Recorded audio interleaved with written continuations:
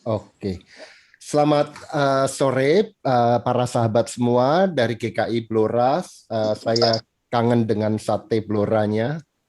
Sudah tidak mungkin ke sana ya dalam masa pandemik ini, tetapi kita mengisi masa yang murung dan susah ini dengan membina diri dan memperdalam apa yang kita yakini sebagai iman kita. Izinkan saya untuk berbagi eh, screen yang sudah saya siapkan. Bisa kelihatan ya, Bapak Ibu Saudara. Kita akan membahas soal satu peristiwa yang penting di dalam iman kita, dalam liturgi kita, yaitu kenaikan Yesus ke surga, ya, yang akan kita rayakan bersama besok. Ya. Dan harus kita akui ada beberapa pengamatan. Yang pertama, dibandingkan dengan perayaan gerejawi lainnya, khususnya Natal, Paskah, dan Pentakosta, memang harus diakui kenaikan itu kurang mendapat perhatian penting. Ya, kenapa?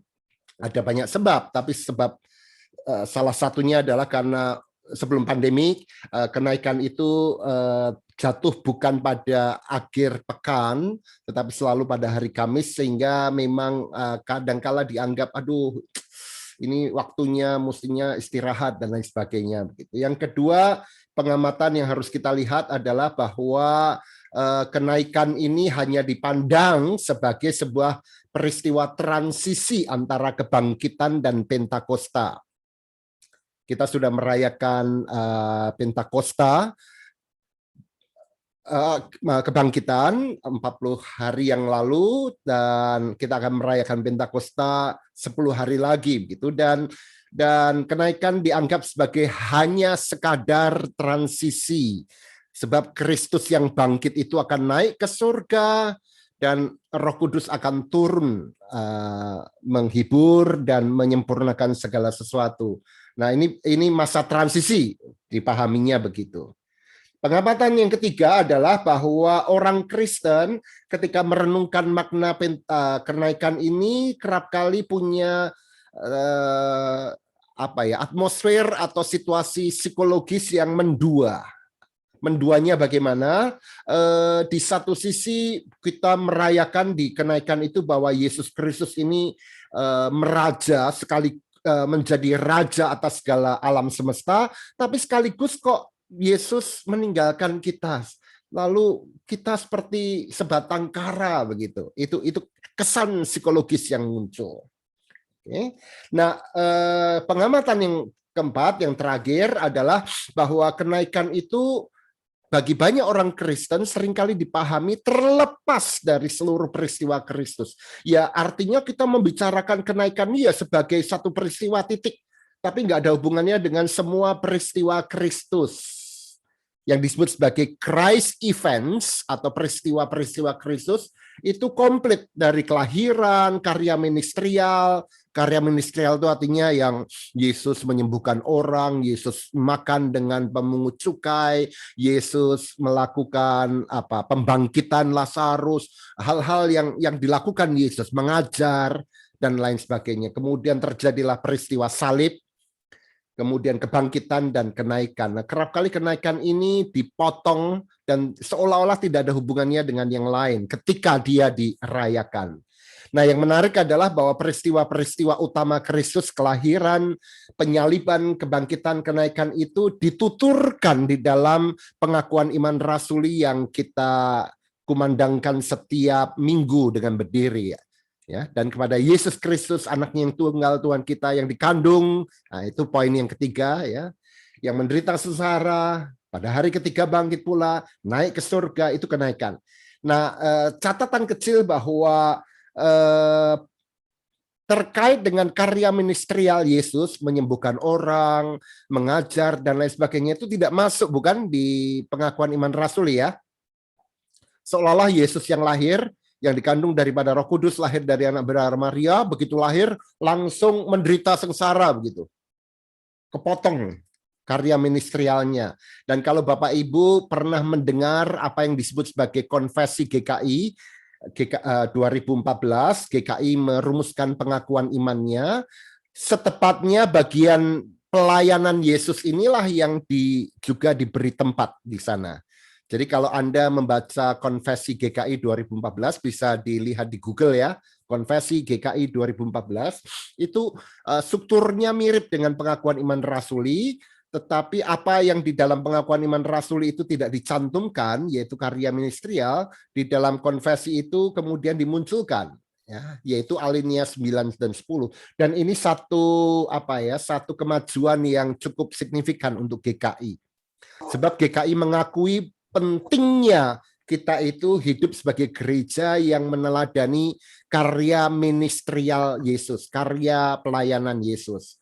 Yesus yang diutus untuk menegakkan kerajaan Allah bagi seluruh ciptaan, yang mengampuni orang berdosa, memanggilnya bertobat, mengasihi semua orang tanpa diskriminasi, menegakkan keadilan dan perdamaian tanpa kekerasan, memberkati setiap pribadi, keluarga, dan anak-anak, memberdayakan orang miskin, memulihkan orang sakit, membebaskan orang tertindas, menjadi sahabat orang yang diasingkan. Jadi mimpi kita sebagai GKI adalah kita perlu menjadi gereja alinea 910 gitu. Ya, gereja yang melakukan tanda-tanda kerajaan Allah yang Yesus lakukan. Itu catatan saya yang pertama. Catatan saya yang kedua, kalau kita mau memahami pengakuan iman rasuli sebagai dasar kita untuk memaknai seluruh peristiwa Kristus ini, termasuk juga kenaikan, maka tidak cukup hanya pengakuan iman rasuli, tetapi juga teologi kita tentang kenaikan, bahkan juga tentang peristiwa-peristiwa Kristus yang lain, kelahiran, kematian, kebangkitan, itu harus berdasarkan prinsip siapa sih Yesus Kristus itu, dan iman kita mengatakan bahwa Yesus Kristus itu adalah pribadi kedua dari Allah Trinitas, Sang Anak, yang memiliki dua hakikat. Dia adalah Allah sejati dan manusia sejati. Sebagaimana yang tercantum di dalam apa yang disebut sebagai definisi Kalsedon. Apa itu definisi Kalsedon? Pada tahun 451, gereja-gereja segala tempat di dunia ini kumpul di Kalsedon. Kalsedon itu kalau sekarang Turki ya, Bapak Ibu Saudara. Nah, di sana mereka menolak pemahaman-pemahaman yang keliru tentang siapa itu Yesus. Kemudian merumuskan seharusnya bagaimana kita memahami siapa Yesus. Lalu dirumuskan prinsipnya apa? Bahwa Yesus itu adalah Sang Anak yang satu pribadi dari tiga pribadi Allah Tritunggal itu, dan dia Allah sejati dan manusia sejati. Loh, kenapa bisa Allah sejati, manusia sejati? Tentu Sang Anak itu adalah Allah sejati, tapi kemudian mengambil kemanusiaan ke dalam dirinya. Jadi dia ambil kemanusiaan itu menjadi hakikatnya, sehingga kemanusiaan dan keilahian itu menyatu dalam satu pribadi. Dia sekaligus adalah Allah sejati dan manusia sejati. Nah, di konsili Kalsedon ini kemudian dipertanyakan, ini gimana ini hubungan antara keilahian dan kemanusiaannya. Nah, ini penting untuk teologi kenaikan kita. Apakah Allahnya separuh, manusianya separuh? Atau Allah plus manusia menjadi makhluk yang lain? A plus B jadi C? Atau bagaimana nih? Lalu para bapak gereja merumuskan kesatuan Allah dan manusia di dalam satu pribadi itu, kesatuannya punya 4 poin. Yaitu apa? Kesatuannya itu tidak bercampur sampai kita bingung, tidak bisa membedakan, atau malah tidak berubah, itu ditolak. Jadi bukannya A plus B jadi C, karena kalau begitu bukan lagi A, bukan lagi B, tapi C, berubah, ditolak. Tidak berubah. Allah ya tetap Allah, manusia tetap manusia, tapi menyatu tanpa bercampur membingungkan. Kemudian juga bahwa kedua hakikat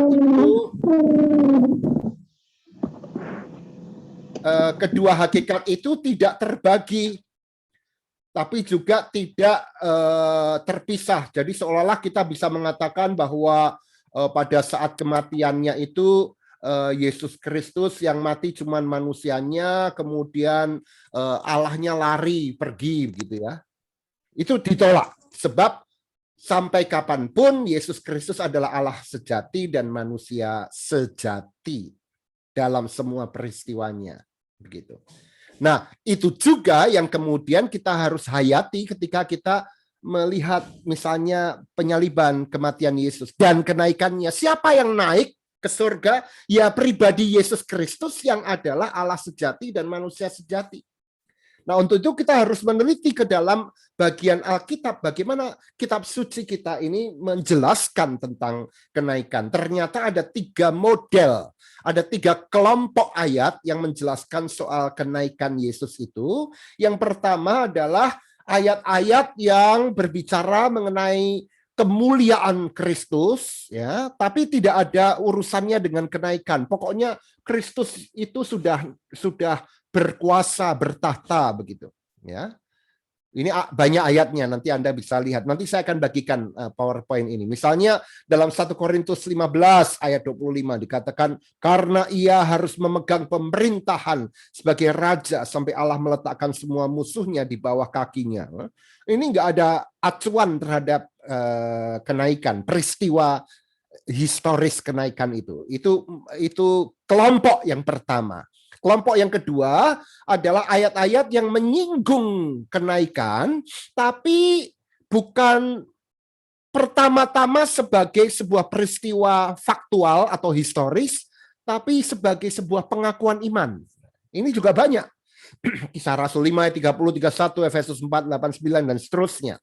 Ya, nanti saya bagi ya, Bapak Ibu nggak usah tulis, nggak apa-apa. Misalnya dalam Efesus 4 ayat 8, 9, itulah sebabnya kata Nas, tatkala ia naik ke tempat tinggi, ia membawa tawanan-tawanan. Ia memberikan pemberian-pemberian kepada manusia. Bukankah ia telah naik, berarti ia juga telah turun ke bagian bumi yang paling bawah. Ini tidak mengacu secara historis pada peristiwa kenaikan itu, tapi sebagai sebuah pengakuan iman. Ya. Nah, kelompok yang ketiga, ya jelas, yang menggambarkan kenaikan, itu asensi ya namanya, ascension, naik, bukan hanya sebagai afirmasi teologis, pengakuan iman, tapi juga sebagai peristiwa historis. Ayatnya tentu adalah Injil dan Kisah Para Rasul, itu yang paling banyak. Ya, karena memang Injil dan Kisah ini gaya penulisannya adalah cerita nyata Yesus. Ya. Nah, di dalam kisah-kisah ini ada pengakuan iman, ada maknanya, ada fakta sejarahnya gitu. Nah, yang menarik adalah bahwa seluruh peristiwa Kristus, mulai dari kelahiran, karya, penyaliban, kebangkitan sampai dengan kenaikan itu punya semacam pola, Bapak Ibu. Polanya itu kayak nelikung seperti seperti parabola begitu, dari atas turun, kemudian dia naik. Secara gamblang ini digambarkan melalui nyanyiannya Paulus. Kalau Anda membaca misalnya Filipi 2 ayat 5 sampai dengan 8, itu modelnya begitu Bapak Ibu Saudara.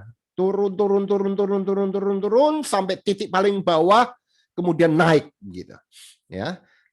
Paulus Filipi 2 ayat 58 kan mengatakan begitu, hendaklah engkau dalam hidupmu bersama menaruh pikiran dan perasaan yang terdapat juga dalam Yesus Kristus, yang walaupun dalam rupa Allah masih di atas, tidak menganggap kesetaraannya dengan Allah itu sebagai milik yang harus dipertahankan, melainkan telah mengosongkan diri menjadi manusia, bahkan lebih rendah lagi menjadi hamba, bahkan sampai mati di atas kayu salib, turun ya, sampai mati di atas kayu salib. Itulah sebabnya Allah sangat meninggikan dia, naik ya, dan mengaruniakan kepadanya nama di atas segala nama, supaya bertekuk lutut segala yang ada di langit, di bumi dan di bawah bumi, dan segala lidah mengaku dia adalah Yesus Tuhan bagi kemuliaan Allah. Jadi ada gerakan dari atas ke bawah, kemudian naik lagi, dipermuliakan. Yang satu pengosongan, turun, kata baino dalam bahasa Yunaninya, kemudian naik, anabaino, ya, pemenuhan gitu.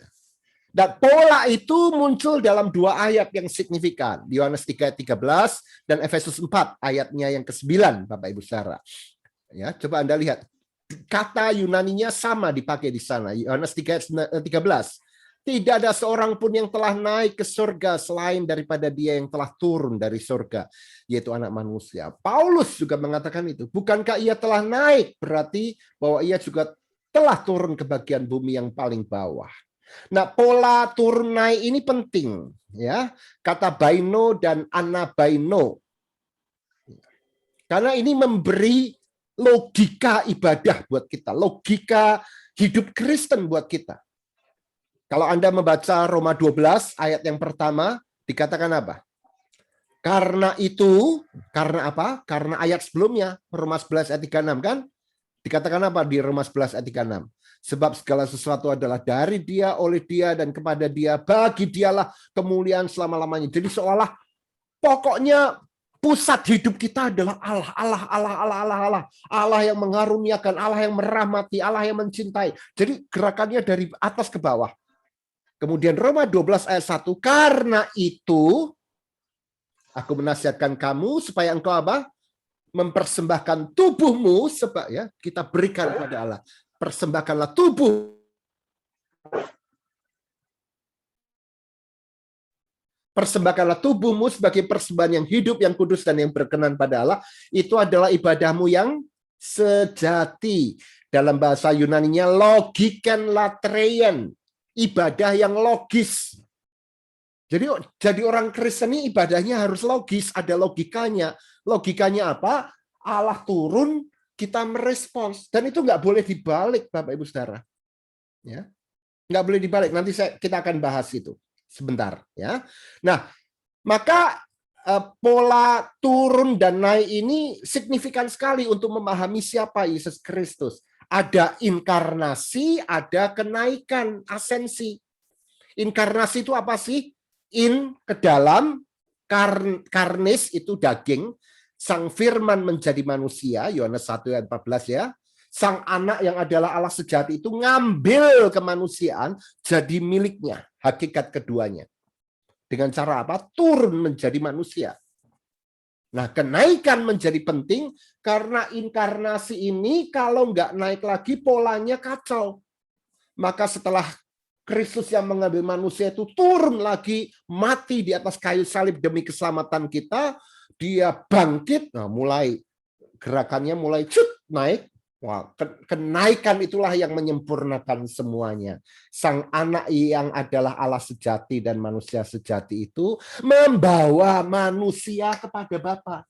Coba perhatikan ini. Ketika sang anak Allah sejati itu menjadi manusia, manusia sebagai wakil Anda dan saya ini dibawa masuk ke dalam dirinya, hakikatnya. Sehingga ketika dia naik ke surga, manusia, tubuh manusia itu secara universal, general, dibawa naik ke surga. Dan itu memberi jaminan kepada kita, manusia yang berdosa ini, kalau begitu ada jaminan buat kita. Ada ruang buat manusia di surga. Loh, di mana? Di dalam kemanusiaan Yesus. Makanya Paulus kan berkali-kali ya mengatakan dalam Roma misalnya kita dibaptis dalam kematian bersama Kristus, kita dibangkitkan bersama Kristus, kita juga akan naik bersama dengan Kristus pada saatnya kelak. Jadi singkatnya begini, kenyataan bahwa Yesus naik ke surga sebagai Allah dan manusia memberi jaminan bahwa kemanusiaannya ini memberi tempat buat manusia-manusia universal Anda dan saya untuk diselamatkan juga. Begitu. Ya. Nah, ini jadi pola iman kita Bapak Ibu Saudara. Ya. Dalam pengakuan iman yang paling kuno itu dalam bahasa Latinnya begini, segala sesuatu ini apatre ad patrem per filium in spiritu pro nobis. Wah, ini bahasa Latin ya. Artinya apa? Segala sesuatu dari Bapa bagi kita. Bagaimana caranya? Melalui Sang Anak dalam kuasa Roh Kudus, dan kemudian kita ini dibawa kembali bagi Bapa. Kembali pada Bapaknya melalui apa? Melalui Anak juga. Yang sudah berinkarnasi itu dalam kuasa Roh. Gitu.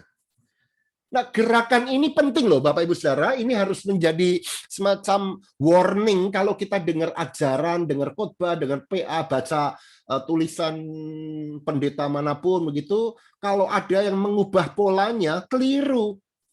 Polanya nggak boleh dirubah, nggak boleh diubah ya. Pola ini yang digambarkan dalam ibadah kita setiap minggu. Pola kata basis dan anabasis, pola turun dan naik. Ya. Makanya ibadah kita ini polanya begitu dan dibagi 4.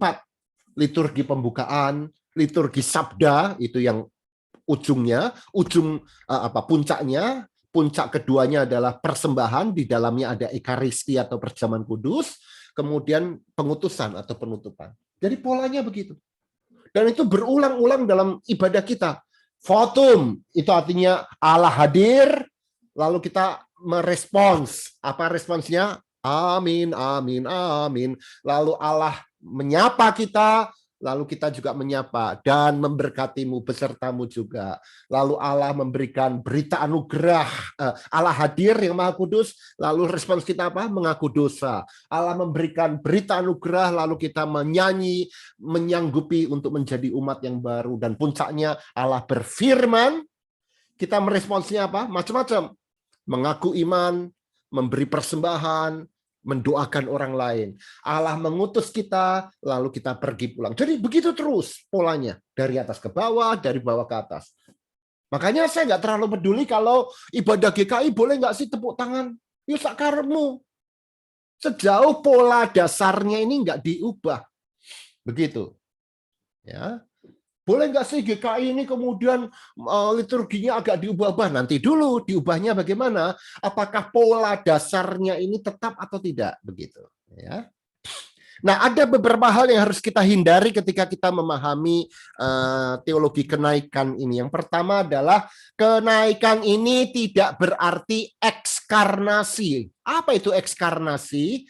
Kalau sang anak itu menjadi manusia, inkarnasi, ke dalam daging, ya maka kenaikan itu bukan ekskarnasi, keluar dagingnya lalu yang naik ke surga itu cuman Allah, Yesus sebagai Allah, manusianya ditinggalkan. Wow, itu kacau balau Bapak Ibu Saudara. Karena kalau itu yang kita pahami, yang naik itu hanya keilahiannya, maka nggak ada jaminan buat kita bahwa kita akan dibawa ya ke dalam persekutuan Allah Tritunggal. Maka kita menolak itu.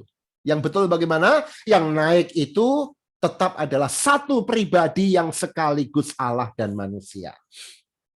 Apalagi yang kita tolak? Yang kita tolak adalah pemahaman yang namanya modalisme. Apa itu modalisme? Pemahaman yang Allah itu cuma satu hakikat, satu pribadi, cuma namanya saja 3. Yoas namanya adalah Yoas, tapi juga Limhanki, siapa lagi gitu ya? Atau perannya 3, Yoas itu pendeta, Yoas itu dosen, Yoas itu ayah, tapi Yoasnya pribadinya berapa? 1 gitu. Atau modalisme yang lain mengatakan bahwa Allah itu satu, cuman naik turun ke bumi ya dari surga, pakai topeng yang berbeda, zamannya beda-beda. Zamannya PL itu zamannya Allah Bapa, kemudian zamannya Injil itu zamannya Yesus Kristus, topengnya Bapak lepas, ganti topengnya anak, lalu dia mati naik ke surga, lalu pakai topeng baru lagi yaitu Roh Kudus. Itu kita tolak. Jadi seolah-olah kenaikan itu peristiwa ganti topeng. Anaknya keluar, pakai lagi topeng yang lain, yaitu Roh Kudus. Nah, itu kacau, Bapak Ibu Saudara, dan itu kita tolak. Ya. Kalau begitu, bagaimana kita memahami?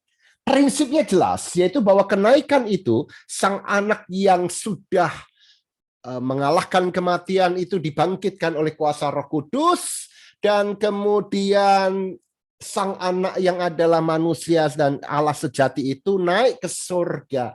Nah, bagaimana memahami dengan detail? Kita akan dipandu dan dibantu oleh 2 reformator utama kita, yaitu Martin Luther dan Calvin.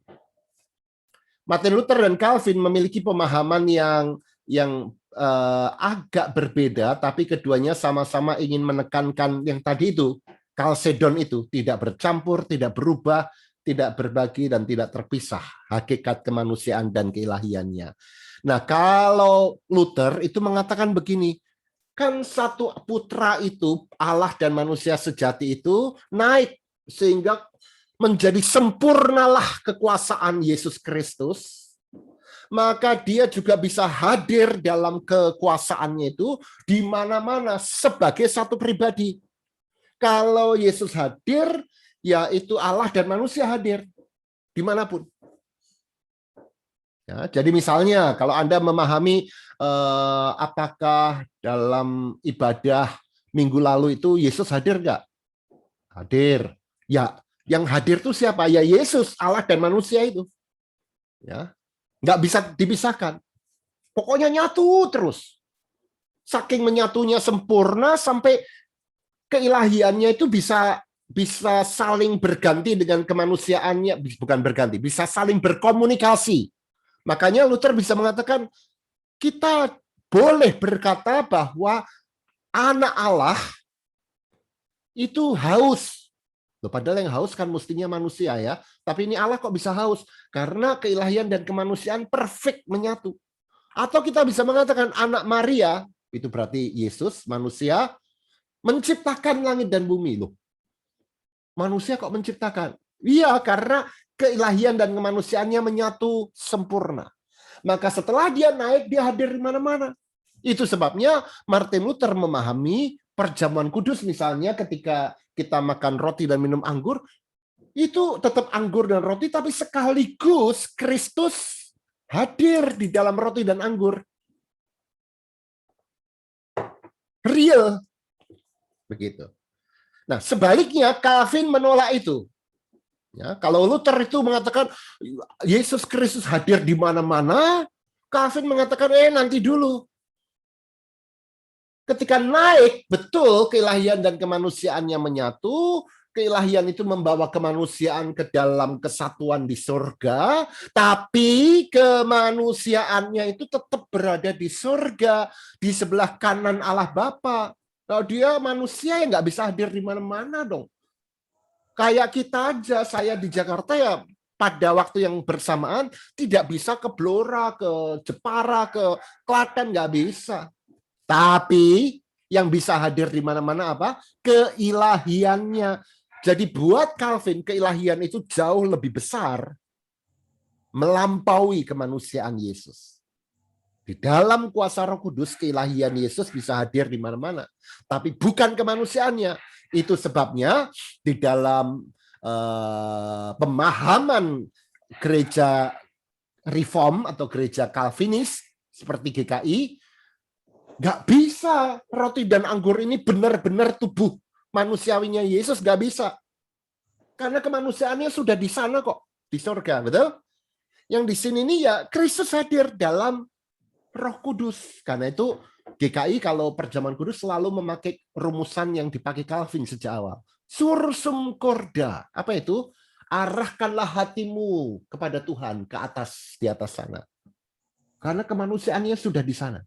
Yang hadirnya adalah Kristus yang ilahi melalui kuasa Roh Kudus. Nah, apa yang mau saya katakan adalah bahwa baik Luther maupun Calvin sama-sama memelihara tadi itu pengakuan iman Kalsedon bahwa pribadi anak itu dengan dua hakikat Allah dan manusia tidak bercampur, tidak berubah, tidak terbagi, tidak terpisah. Ya. Tapi cara menjelaskannya berbeda.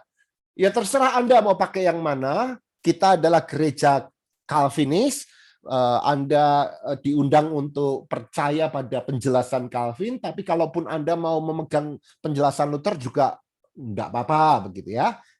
Asal diketahui konsekuensinya. Konsekuensinya apa? Karena kalau ditekankan berlebihan masing-masing ini ada bahaya. Karena kalau Luther itu menyatukan secara sempurna keilahian dan kemanusiaannya, begitu eratnya, Calvin sendiri kemudian mengkritik Luther. Loh. Ini kok terlalu erat sampai kayak nyampur lalu berubah. Jangan-jangan ini bukan Allah, bukan manusia nih. Nah, itu bahaya yang mengancam Luther. Karena terlalu melihat kesatuan sempurna keilahian dan kemanusiaan. Sebaliknya, Calvin kan mengatakan kemanusiaannya di sana dan keilahiannya lebih besar dan bisa kemana-mana begitu. Ya. Kelompok Lutheran mengatakan, hati-hati nih, seolah-olah keilahian dan kemanusiaannya itu terpisah, malah nanti bisa kebagi. Nah, itu bahaya yang mengancam Calvin. Tapi saya harus katakan bahwa kedua reformator ini sama-sama ingin memegang prinsip Kalsedon ini, ya. Jadi hindari bahaya ini menjadi kesesatan begitu kira-kira. Nah, atas dasar itu lalu bagaimana kita harus menghayati peristiwa kenaikan Yesus bagi kita sebagai peristiwa yang maha super sangat penting ini. Izinkan saya memberikan 10 usulan. Yang pertama, mari kita pegang bahwa kenaikan itu mengutuhkan seluruh peristiwa Kristus Yesus sebagai Allah beserta kita, Immanuel, sehingga keselamatan itu menjadi sempurna. Lihat ya, ini menjadi utuh. Kalau nggak ada kenaikan, ini kayak bopeng dikit gitu. Kenaikan itu semacam memparipurnakan atau mengutuhkan semua peristiwa Yesus Kristus. Dan sebagai satu kesatuan, Yesus adalah Allah beserta kita. God with us. Yang kedua, mari kita memegang prinsip begini, bahwa kenaikan Yesus Kristus tetap mempertahankan inkarnasi. Jadi kenaikan itu bukan ekskarnasi, Allahnya naik, meninggalkan manusia. Itu kita tolak, hati-hati. Yang ketiga, kita harus menegaskan bahwa kenaikan itu karena dengan kenaikan Yesus membawa kemanusiaan bersamanya, lalu dipersembahkan kepada Sang Bapa, maka itu memberi jaminan bahwa tubuh manusia dimungkinkan untuk mengalami persekutuan dengan Allah Trinitas. Ya. Model keselamatannya sudah di sana sekarang. Jadi jangan khawatir, Bapak Ibu Saudara. Itu pengharapan buat kita, ya. Nah, yang selanjutnya, yang keempat, apa yang kita bisa pelajari, yaitu bahwa kenaikan menunjukkan bahwa Yesus Kristus, nah ini penting. Mari kita perhatikan baik-baik, bahwa kenaikan itu artinya apa sih? Yesus tidak lagi terikat pada ruang dan waktu tertentu. Karena Yesus sebagai manusia, anak Allah yang menjadi manusia, itu kan ya abad pertama di Timur Tengah, di Israel dulu kan. Ya di situ, titik itu. Kalau ada sejarah, ada bola dunia, ya cuma satu titik itu. Nah, dengan kenaikannya, Yesus meninggalkan satu titik itu untuk kemudian di dalam kuasa Roh Kudus, apa yang dilakukan? Roh Kudus menghadirkan Yesus kemana-mana. Itu sebabnya setelah Injil Lukas, penulis Lukas membuat tulisan yang lain apa? Kisah para rasul. Apa yang terjadi dalam kisah para rasul? Yesus yang naik itu hadir di dalam Roh Kudus melalui pemberitaan para rasul dari Yerusalem, Yudea, Samaria sampai ke ujung dunia. Sejak itulah maka kita harus mengatakan bahwa sejak kenaikan dan Pentakosta, Yesus Kristus itu bukan hanya menjadikan Yerusalem dan Israel itu tanah suci, tapi karena dia hadir di mana-mana, maka semua titik sejarah, titik dunia ini jadi punya makna. Maka nggak ada lagi tanah suci di sono, Israel. Hati-hati Bapak Ibu yang suka pergi ke Israel, tanah perjanjian gitu ya. Ya nggak apa-apa kalau cuma wisata gitu. Tapi kalau pemahamannya adalah, ini tanah suci, itu seolah-olah Blora bukan tanah suci. Buat saya Madiun tanah suci. Kenapa? Saya lahir di sana dan Kristus hadir di sana. Ya. Segala sesuatu menjadi tanah suci. Jadi jangan mengidealisasi atau meromantisir tanah perjanjian, wah itu dia tempatnya begitu. Enggak, semua tanah suci sampai ke ujung bumi begitu. Ya. Bahkan Yerusalem itu sekarang menjadi tanah berdarah. Karena pemerintah Israel yang sudah menguasai dan melakukan kolonialisasi terhadap umat di Palestina. Ya. Yang keenam, kenaikan menegaskan menghilangnya Kristus, naik ke surga kan hilang ya, tapi sekaligus kedekatan Kristus bagi kita. Nah ini aneh. Hilang tapi sekaligus dekat. Ya. Itu sebabnya Yesus berkata dalam Yohanes bahwa jika aku tidak pergi, engkau tidak akan memahami lebih dalam kebenaran itu. Jadi hanya dengan pergi maka menjadi lebih nyata. Karena kalau Kristus sebagai sosok manusia itu, ya kita ketemu seperti manusia dengan manusia. Dia ada di luar kita kan? Kita menghadap dia. Tapi dengan dia pergi, tapi hadir lagi dalam keilahiannya. Kalau Anda Calvin atau dalam person Yesus Kristus melalui Roh Kudus itu, dia bisa hadir dalam hati kita, dalam pikiran, dalam segala sesuatu. Dan itu memberi kita sebuah pelajaran apa artinya kesaksian, misi. Nah ini penting Bapak Ibu Saudara. Kenapa sih orang-orang zaman dulu itu pergi ke daerah yang belum mendengar berita Injil? Itu seolah-olah kalau mereka pergi memberitakan Injil, orang percaya, lalu Kristus hadir. Gitu. Enggak. Kristus sudah hadir di situ. Dan karena itu perlu dipersaksikan. Supaya orang percaya. Jadi kenapa kita harus mempersaksikan Kristus? Bukan supaya Kristus hadir. Tapi karena Kristus sudah hadir, lalu kita persaksikan.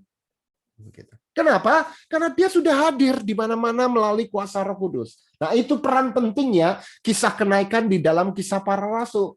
Kenapa penginjil Lukas menulis kisah para rasul dengan mulai kenaikan untuk memberi dasar bahwa sekarang engkau harus percaya bahwa aku yang naik ini hadir melalui kuasa Roh Kudus. Maka lakukan misi itu. Begitu. Yang kedelapan, dalam kesatuan seluruh peristiwa Kristus dan Roh Kudus, ya, kelahiran, pelayanan, kematian, kebangkitan, kenaikan dan turunnya Roh Kudus, lalu kita semacam punya cara memaknai hidup kita, gaya hidup kita, ibadah kita, seperti yang saya jelaskan tadi bahwa kalau begitu segala sesuatu itu kayak begini, semua dari Allah dan kembali pada Allah. Gerakan rahmat, gerakan ucapan syukur, gitu. Ya, itu pentingnya peristiwa kenaikan ini, Bapak Ibu Saudara. Itu yang ke-8. Dua yang terakhir. Karena itu, Bapak Ibu, akhirnya kenaikan memberi kita pengharapan. Pengharapan apa? Bahwa sama seperti tubuh Kristus itu bangkit dan dipermuliakan, maka demikianlah kita kelak akan menerima kebangkitan kita. Jadi kalau Anda bertanya, kayak apa sih besok tubuh kita ini kalau bangkit? Ya mboh, taunya cuma satu, lihatlah tubuh Kristus yang bangkit, ya kayak begitu itu. Ya. Maka kalau sekarang kita memiliki kerapuhan, ya terima juga kerapuhan itu. Kita ini tidak sempurna. Karena bahkan ketika Kristus bangkit, tubuh yang bangkit itu masih ada lubangnya enggak? Bekas cucuan paku itu. Masih. Jadi Yesus Kristus tetap merengkuh kerapuhan kita. Ya. Tapi sekaligus disempurnakan. Sempurna itu tidak berarti lalu menceling tanpa luka, enggak. Sempurna itu artinya bahwa segala sesuatu menjadi berharga di mata Allah, begitu. Dan itulah akhirnya yang ke-10, pengharapan masa depan. Kelak dengan jaminan bahwa tubuh manusia ada di surga, di dalam pribadi Yesus, maka kita punya pengharapan walaupun kayaknya tidak ada pengharapan sama sekali. Itu yang namanya hope against hope. Bahwa kita berharap sekalipun seolah-olah tidak ada harapan sama sekali. Nah itu kira-kira Bapak Ibu Saudara yang bisa saya bagikan. Tentu banyak hal yang saya coba sederhanakan semaksimal mungkin, tapi tentu tidak akan mampu memperjelas semuanya. Kita perlu bicarakan bersama-sama. Silakan, Bu Fania. Saya kirimkan file ininya ya. Apa file itunya? PowerPoint-nya ya, Pak. Ya, silakan. Ya, terima kasih Pak Yowas untuk penyampaian materi yang sudah diberikan. Kita buka ruang tanya jawab ya, Pak. Monggo. Dibuka dulu dengan 3 penanya. Gimana Pak Yowas, nyamannya satu penanya langsung dijawab atau mau dikumpulkan Bebas. dulu? Bebas saya. Oke. Sangat bebas ya. Kita kumpulkan dulu saja. Oke. Ya. Baik. Ya. Kita kumpulkan dulu 3 penanya. Ada Bapak Ibu yang ketika mendengar penjelasan yang disampaikan Pak Yowas, kemudian teringat akan 1-2 hal yang kemudian ingin ditanyakan. Silahkan.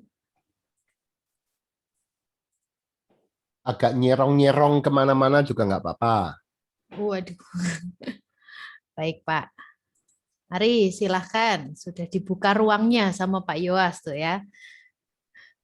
Nggak lurus-lurus gini boleh nyerong sedikit gitu. Ya. Ya, peserta kita cukup banyak malam hari ini Pak, 27. Itu cukup banyak bagi GKI Blora dalam belajar bersama gitu ya. Jadi silakan Bapak Ibu. Cuman beberapa tadi sudah ada yang titip pesan ke saya, memang saya hanya jadi pendengar saja gitu ya. Ya. Oke. Baik Bu Ratna, open mic, apakah Bu Ratna akan bertanya? Ya, terima kasih. Ya, baik, silahkan. Ya. Tolong tanya Pak. Monggo.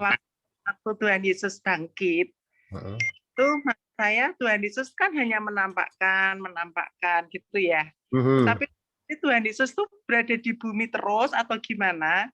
Terus kan ini ada kenaikan ya Pak. Berarti kan saat itu Tuhan Yesus di dunia. Waktu terus Tuhan Yesus kan naik. Ya, tujuannya apa? Kok Tuhan Yesus harus naik dulu, terus baru Roh Kudus turun? Kok enggak langsung aja waktu bangkit langsung naik atau bagaimana? Terima kasih Pak. Iya. Ya, wah ini menarik sekali apa yang ditanyakan oleh Ibu Ratna. Terima kasih, Bu. Kalau kita membaca ya, misalnya di dalam Yohanes pasalnya yang ke-20 dan 21, itu menarik. Misalnya ya, saya bacakan ya, Yohanes 20 ayat yang ke-30. Memang masih banyak tanda lain yang dibuat Yesus, di depan mata murid-muridnya yang tidak tercatat dalam kitab ini, tetapi semua yang tercantum di sini telah dicatat supaya kamu percaya bahwa Yesuslah Mesias, Anak Allah, dan supaya oleh imanmu memperoleh hidup dalam namanya. Yohanes 20 ayat yang ke-30. Dan kemudian Yohanes 21 ayat 24, dialah murid yang memberi kesaksian tentang semuanya ini dan yang telah menuliskannya, dan kita tahu bahwa kesaksiannya itu benar. Nah, jadi kenapa sih setelah bangkit kok nggak langsung geblas begitu ya? Nah, justru di dalam Injil Yohanes dijelaskan bahwa itu dimulai sebenarnya jauh sebelum Yesus menderita sengsara dan mati. Yesus pernah datang ke Kana membuat air jadi anggur. Ingat ya, Bu Ratna ya. Lalu disebut di sana apa? Inilah tanda yang pertama dari semua tanda ya. Lalu ada tanda kedua, tanda ketiga, tanda. Nah, tanda yang terbesar adalah apa? Kebangkitan. Nah, tanda itu supaya apa? Dikatakan dalam Yohanes pasal yang 20 tadi, ayatnya yang ke-30, supaya dilihat orang dan kemudian orang-orang, yaitu para murid itu, mempersaksikannya kepada yang lain dan orang jadi percaya bahwa kebangkitan itu benar. Jadi ada saksi terhadap peristiwa kebangkitan itu. Begitu. Tentu bisa saja Yesus itu geblas langsung bangkit tanpa perlu dilihat orang, ya. Tapi dengan itu kemudian tidak ada yang menyaksikan dan tidak ada yang mempersaksikan kepada orang lain. Dan kalau tidak ada yang mempersaksikan, lalu ya tidak ada yang percaya. Itu sebabnya Yohanes mengatakan supaya kamu percaya bahwa Yesuslah Mesias. Dan kalau nggak ada yang percaya, ya apa gunanya seluruh berita keselamatan ini, begitu. Begitu, Bu. Kira-kira, ya. Ya, Pak. Terima kasih. Terus Ya. pertanyaan kedua, Pak. Monggo. Tujuan kenaikan Tuhan Yesus tadi? Tujuan kenaikan Yesus Kristus ini adalah supaya menuntaskan semua karya Yesus yang sudah turun itu. Kan gini, Bu, turun itu kan bukan hanya anak Allah itu turun, ya tetap anak Allah, tapi menjadi manusia, betul ya? Menjadi manusia. Dia lahir menjadi manusia. Menjadi manusia itu tidak artinya Allahnya hilang jadi manusia, enggak. Tapi Allahnya tetap, dia ambil kemanusiaan jadi miliknya ke dalam dirinya. Sehingga dia sekaligus Allah, sekaligus manusia. Lalu berkarya, menyembuhkan, disalib, mati, bangkit. Ini manusianya tetap enggak dengan Yesus? Tetap ya? Lalu dia naik ke surga. Artinya apa? Manusia ini diangkat naik ke surga. Betul? Nah, Paulus mengatakan, karena satu orang, yaitu Adam, semuanya menjadi berdosa dan mati. Betul? Tetapi karena satu orang, yaitu Kristus, semuanya bisa memperoleh keselamatan. Loh, buktinya apa? Kok manusia bisa selamat? Selamat itu apa sih? Bersatu dengan Allah di surga, kan? Maka dengan kenaikan itu, kemanusiaan itu dibawa memberi jaminan nih loh. Kalau ada sang manusia dibawa ke atas bersama dengan persekutuan Allah Trinitas, maka yang namanya Ratnawati, Kristina Susilo, Sukoti Yono, Natalael Christian, itu punya jaminan bahwa kita pun juga akan bersama dengan Bapa, Anak, dan Roh Kudus pada saatnya. Begitu. Itu tujuannya. Ya. Dan itulah yang Ibu dulu katekisasi di mana, Bu? Saya di GKI Bromo, Pak. Di GKI Bromo pakai buku apa? Mungkin masih yang lama ya, Pak. Katekismus Heidelberg ya, Bu ya? Ya. Nah, di Katekismus Heidelberg itu dikatakan, Bu, begitu. Sebentar, saya share screen. Sebentar ya. Sudah kelihatan ya, Katekismus Heidelberg? Bentar, Pak. Kalau nggak salah pertanyaannya. Sudah ketemu kah?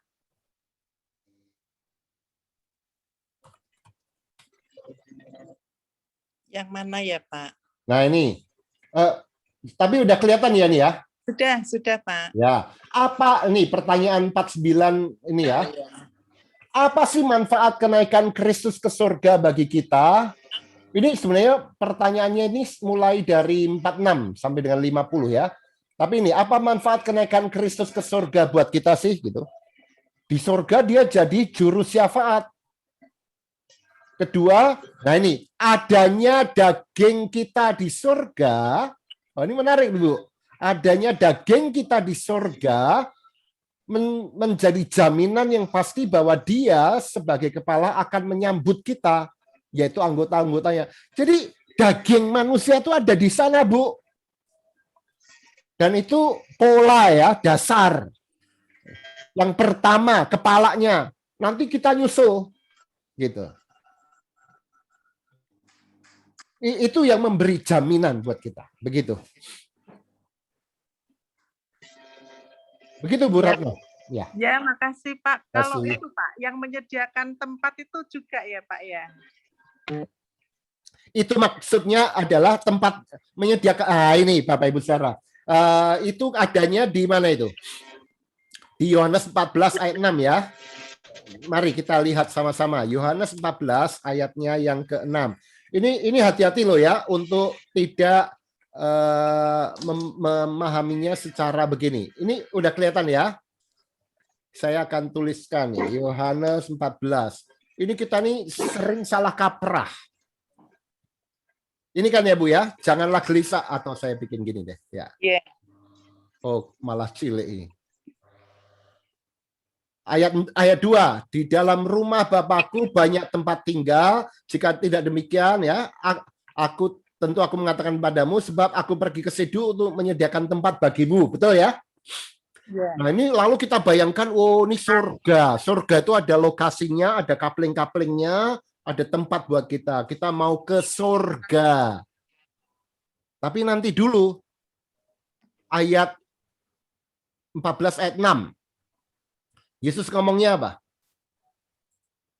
Setelah Thomas ayat 5 berkata, Tuhan, kami nggak tahu kemana engkau pergi. Jadi bagaimana kami tahu jalan ke situ? Ayat 6 kata Yesus padanya, akulah jalan kebenaran dan hidup. Tidak ada seorang pun yang datang pada Bapa kalau tidak melalui aku. Ya. Lalu si Filipus tanya, Tuhan, udahlah tunjukin Bapa itu tujuannya. Jadi tujuan kita itu Bapa itu, bukan ruang-ruangan surga itu, Bapa itu. Kata Yesus kepadanya, lo, ayat 9 ya. Gimana sih kamu nih Filipus? Telah sekian lama aku bersama-sama dengan kamu, namun engkau tidak mengenal aku. Barang siapa telah melihat aku, ia telah melihat Bapa. Ayat 11, percayalah kepadaku bahwa aku di dalam Bapa dan Bapa di dalam aku. Jadi hati-hati Bapak Ibu Saudara, kita ini sering memahaminya itu begini. Ini kita ini berdosa ya, kita ini manusia berdosa, ini surga. Lalu ada Bapa di sini ya. Waduh, tulisannya elemen nih. Bapak, pokoknya mengerti ya Bu ya. Yeah. Wah ini jurang neraka gitu. Lalu saya yakin katekisasi sering pakai ini. Lalu untuk itu ada salib Yesus, ya kan? Ini Yesus. Betul? Sering kan lihat ini? Nah, jadi jalan kita tuk kurang semeter lagi. Gimana caranya kalau Anda sudah kurang semester 100 meter supaya bisa cekluk ke sini? Apa yang harus Anda lakukan?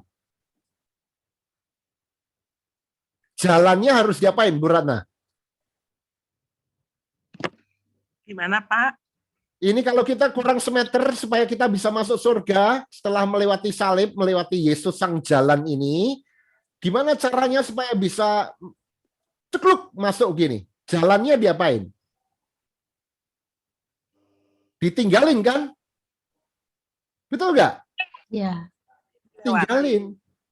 Loh, ini kan berarti Yesus Kristus ini cuma jadi alat. Kita injek-injek sampai ke Bapa. Iya toh? Ini Yesus, ini Bapa. Yesus dan Bapa terpisah. Yesusnya cuma alat, jalan, tujuannya adalah Bapa. Dan itu yang ditolak oleh Yesus. Makanya Yesus berkata ketika Filipus bertanya, udahlah tunjukin Bapa itu. Loh, gimana sih? Engkau melihat aku, Yesus, engkau melihat Bapa. Bapa dalam aku dalam Bapa. Jadi, sebenarnya tujuan kita itu adalah Bapa. Bapaknya itu ada di mana? Bersekutu dengan Yesus. Begitu kita percaya pada Yesus, sang jalan itu, kita sudah sampai pada tujuan belum? Sudah. Karena Yesus, sang jalan itu, sekaligus menghadirkan sang Bapa, sang tujuan. Jadi mengalami Yesus, mengalami Bapa dan Roh Kudus. Jadi jangan memahami Yesus itu cuman alat, cuman base menuju tujuan. Enggak. Jadi kita menjalani hidup di dalam sang jalan, yaitu Yesus Kristus, kita sudah bersama dengan sang Bapa. Itu bukan surga. Bisa disebut surga, tapi tujuan kita adalah bersekutu dengan Allah Tritunggal. Yang kalau kita masih muda, masih kecil, kita bayanginnya seperti sebuah lokasi yang namanya surga. Tapi surga buat orang Kristen pertama-tama adalah bersekutu dengan Allah Trinitas itu. Nah, jadi menyediakan tempat itu, ya tempatnya di mana? Dalam Yesus. Di dalam persekutuan Allah Tritunggal. Jadi sekarang ini Bu Ratna sudah bersama dengan Yesus belum? Sudah. Sudah. Jadi Ibu sudah mengalami tempat itu yang disediakan Allah begitu. Bahwa nanti setelah kematian dan kemudian kita dibangkitkan itu akan makin sempurna, ya, yang tidak lagi direcoki oleh kemurungan pandemi, duitnya cekak, sakit penyakit. Nah, itu akan kita sudahi dan kita akan mengalami lebih sempurna lagi. Iya, tapi sekarang ini sudah. Begitu, Bu Ratna. Ya, Pak. Terima kasih, Pak. Ya. Maaf, jawabannya muter-muter. Ya, Pak Yoas, terima kasih. Ratna Ya. juga terima kasih. Tadi sepertinya Sandra ya. Sandra terlebih dahulu yang angkat tangan. Monggo. Mari, silakan. Dibuka dulu mic-nya. Dan bila memungkinkan diaktifkan videonya. Sandra? Masih toto-toto ini jangan-jangan.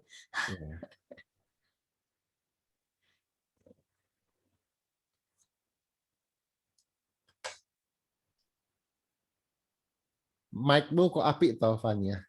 Kenapa, Pak? Mic-mu apik. Ini. Iya.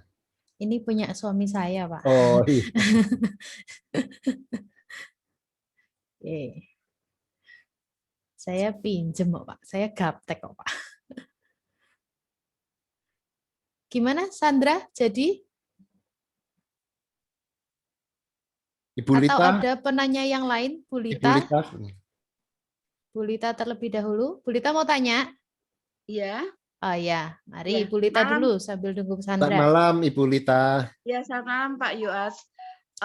Pak, tadi sempat Pak Yoas menceritakan tentang keilahian dan kemanusiaan yang menyatu di atas kayu salib. Dan Pak Yoas mengatakan sehingga kemanusiaannya itu muncul dengan salah satu kata, aku haus. Nah, setelah itu Pak Yoas menerangkan juga bahwa penyatuan kemanusiaan dan keilahian itu dibawa bersama-sama menyatu ke surga. Nah, yang ingin saya tanyakan, kemanusiaan yang bagaimana? Apakah ada perbedaan kemanusiaan di atas kayu salib dan kemanusiaan yang menyatu di bawah naik ke surga? Terima kasih, Pak. Iya, wah, pertanyaan yang sangat menarik. Tentu perbedaannya adalah bahwa kemanusiaan sebelum di kayu salib itu adalah kemanusiaan yang belum mati, ya Bu ya. Sementara yang naik ke surga adalah Yesus Kristus, Allah dan manusia yang sudah dibangkitkan. Jadi dikatakan oleh Paulus dalam 1 Korintus 15 bahwa itu adalah tubuh kebangkitan, tubuh mulia, tubuh spiritual, kata Paulus. Ya itu, tapi ya tubuh yang sama. Jadi kita harus mempertahankan begini, mempertahankannya itu bahwa ini di satu pihak ada yang sama, tapi juga ada yang beda. Bahwa ini adalah tubuh yang sama, tapi sekaligus beda. Bedanya apa ya? Yang dipermuliakan melalui kebangkitan itu. Dan itu juga yang akan kita alami kelak, Ibu, ketika kita menerima keselamatan itu. Jadi, maaf. Jadi, yang bangkit kelak ini Ibu Lita, ketika Ibu meninggal, Ibu tahu ya syaratnya bangkit naik ke surga itu syaratnya apa, Bu? Ya, percaya Tuhan, Pak. Enggak, syaratnya mati, Bu. Oh iya. Ya, kalau enggak mati ya enggak bisa. Ya. Kalau enggak mati enggak naik ya, Pak. Saya pernah khotbah itu, saudara siapa yang percaya masuk surga? Semua angkat tangan, gitu ya. Lalu siapa yang mau masuk surga hari ini? Langsung turun. Ya, kalau mau masuk surga, mau bangkit ya mati dulu. Nah, tapi Lita yang nanti bangkit itu dengan Lita sekarang ini sama enggak, Bu? Enggak sama. Ya? Enggak sama. Enggak sama. Ibu nanti mukanya akan secantik siapa begitu? Enggak, bukan itu. Tapi? Maksud saya kan kedagingan daging itu, Pak. Perbedaan daging. Jadi, tapi litanya ya lita yang sama? Iya. Lita yang sama, toh? Iya, betul. Ya lita yang sama, tapi juga beda. Enggak sama, enggak gitu. Ngerti ya maksud saya? Jadi lita yang disempurnakan. Tapi nanti orang bisa kenal lita yang dibangkitkan enggak? Enggak. Oh ya pasti kenal, Bu. Loh, buktinya apa? Buktinya ketika Yesus mengalami pemuliaan di gunung sebelum mati ya. Ingat nggak kisah Yesus naik ke gunung membawa 3 muridnya, Petrus, Yohanes, ya. Lalu para murid itu melihat Yesus ngobrol sama siapa? Elia dan Musa. Elia dan Musa. Loh, kok bisa mengenali Elia dan Musa? Berarti kan memang bisa dikenali. Oke. Ya. Jadi ini ya lita yang sama. Ya, cuman sudah disempurnakan. Sudah nah itu oleh seorang teolog namanya ini fisik kita ini menjadi transfisikal. Kayak apa sih? Ya Bu, saya nggak tahu juga. Nanti kalau Ibu duluan tolong kasih tahu saya. Kalau saya duluan saya kasih tahu Ibu gitu ya. Tapi pokoknya kita punya satu teladan yaitu Yesus Kristus. Lihatlah Yesus itu ya kayak begitu itulah kita kelak akan menerima tubuh kemuliaan kita. Nggak usah terlalu dipikirin kayak apa begitu.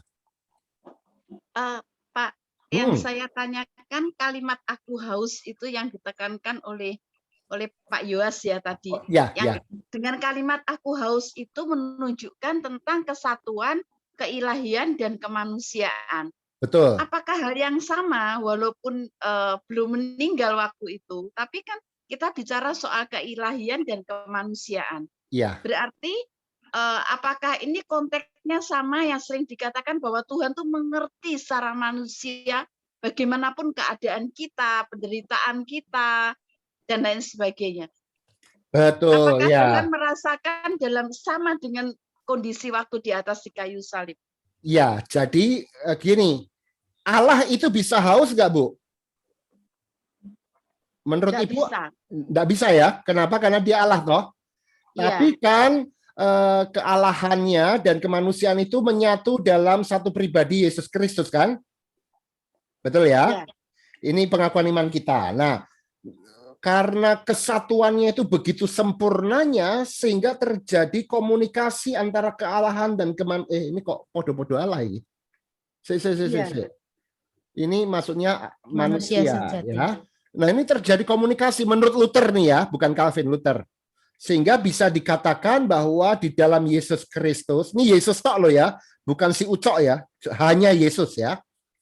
Maka di dalam Yesus ini kita bisa mengatakan bahwa Yesus yang adalah Allah menerima kemanusiaan ke dalam dirinya, sehingga dikatakan Allah itu bisa haus.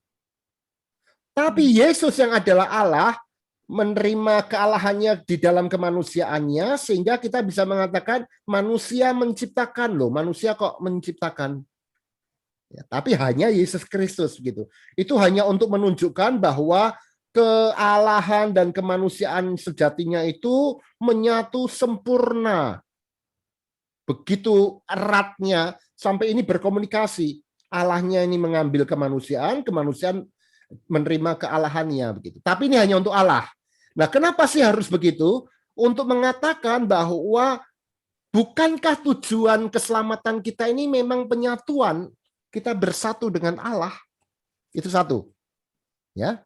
Maka di dalam Yesus Kristus kesatuan kita dengan Allah itu perfect terjadi, maka jaminan keselamatan itu ya dan amin. Itu yang pertama. Yang kedua, untuk menunjukkan betapa sempurnanya anak Allah yang adalah Allah sejati itu menjadi manusia, semanusia-manusianya kecuali satu.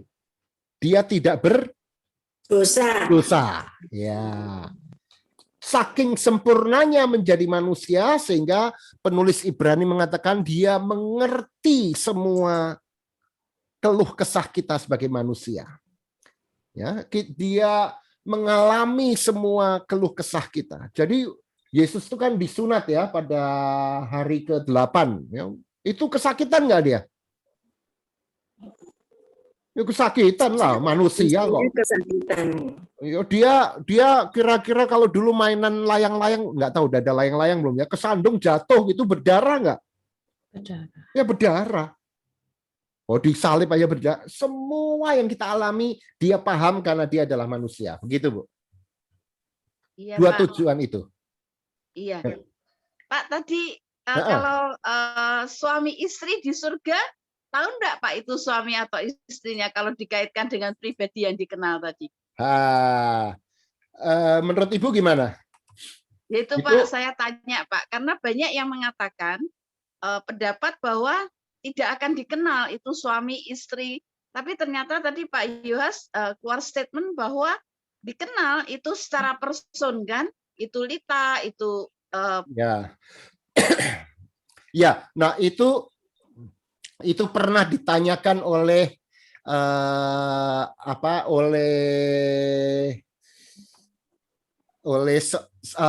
kepada Yesus ya di dalam Injil Injil berapa? Injil mana itu ya? Kalau ada satu istri kemudian suaminya meninggal, ya, kemudian kawin lagi, ya. meninggal lagi, kemudian kawin lagi begitu. Itu kira-kira ngerti nggak ya besok ketika kumpul bareng gitu ya? Ibu tahu nggak jawaban Yesus apa? Yesus langsung menjawabnya begini, jangan sesat. Jangan sesat. Sesat itu artinya apa? Belok. Artinya pertanyaan besok itu mereka itu bisa kenal atau enggak itu pertanyaannya keliru, Bu. Bukan itu poinnya. Kita nggak usah ngurusi apakah besok itu orang bisa saling kenal atau nggak kenal, itu kita nggak tahu. Ya bahwa kita kenal tahu, tapi apakah kita ini lalu kawin lagi dengan istri kita atau enggak itu bukan urusan kita, begitu. Ya, karena kata Yesus di surga itu tidak lagi soal kawin-mawin begitu. Ya, bahwa kita dikenal dan mengenal itu jelas. Menurut saya itu ada dasar-dasar Alkitabnya sangat jelas, gitu ya. Tapi kemudian kita nggak usah meneruskan pertanyaannya dengan, oh kalau gitu besok saya akan kawin lagi dengan suami saya atau enggak dan seterusnya. Ya, kamu sesat kata Yesus. Ya. Di dalam Markus 12 kalau nggak salah itu Ibu bisa baca itu. Sesat itu artinya bukan kita celaka ya, tapi bahwa Markus 11 nih, 12 maaf. Ya. Ditanyakan Markus 12 ayat 18, datanglah Yesus, orang Saduki, mereka bertanya, Guru, Musa menuliskan perintah jika seorang mempunyai saudara laki-laki mati dengan meninggalkan seorang istri, ya ayat 18 ya. Kemudian ayat 23, pada hari kebangkitan bila mana mereka bangkit, siapakah yang akan menjadi suami perempuan itu? Oh, ini piye, suaminya akeh ya. Sebab 7-7-nya sudah memperistrikan dia. Ayat 24, jawab Yesus kepadanya, kamu sesat. Jadi artinya, nggak usah ditanyakan itu, kita nggak tahu. Cukup kita tahu beberapa hal. Satu, kita dikenal dan mengenal, tapi soal relasi di dunia ini kita nggak tahu apa-apa. Ya udah nggak. Begitu Bu. Apakah cukup menjawab, Bu Lita? Masih mute Bu. Masih di mute, Bu. Masih di mute, masih nggak kedengeran, Bu. Mic-nya. Ya. Oh, sorry. Iya. Sudah Pak Yohas, sudah cukup. Berarti pertanyaan yang kedua tidak boleh sesat ya Pak Yohas? Sesat di sini artinya belok. Tidak boleh belok. Ya, pertanyaannya keliru, begitu loh. Kata Yesus. Ya. Ya Pak Yohas, terima kasih. Ya. Ya, terima kasih Bu Lita, Pak Yohas. Sandra, sudah siapkah dengan pertanyaan yang tadi hendak diajukan? Bisa dibuka dulu mic-nya dan bila memungkinkan dinyalakan videonya.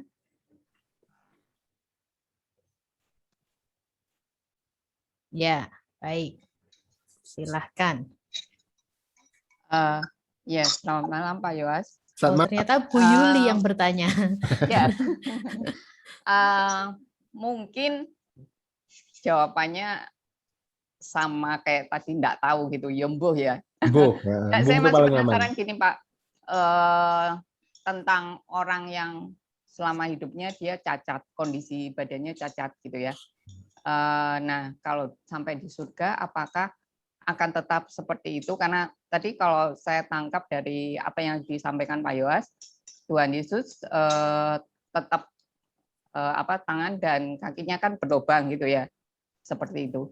Itu yang pertama Pak. Yang kedua, seingat saya ada ayat yang menyatakan bahwa ketika Tuhan Yesus mati, dia turun dalam sesaat, dia turun ke neraka. Nah, dalam kondisi seperti itu, apakah dia tetap juga, maksudnya kemanusiaan dan keilahiannya itu jadi satu? Ya. Ya, terima kasih Pak. Wah, ini pertanyaannya dahsyat nih. Pertanyaan Ibu dahsyat. Yang pertama, percaya atau tidak Bu, pertanyaan Ibu ini ditanyakan oleh para teolog sampai saat ini dan tidak ada yang bisa secara definitif menjawab dengan memuaskan, karena ini problemnya itu serius Bu. Kenapa serius? Begini ya Bu ya.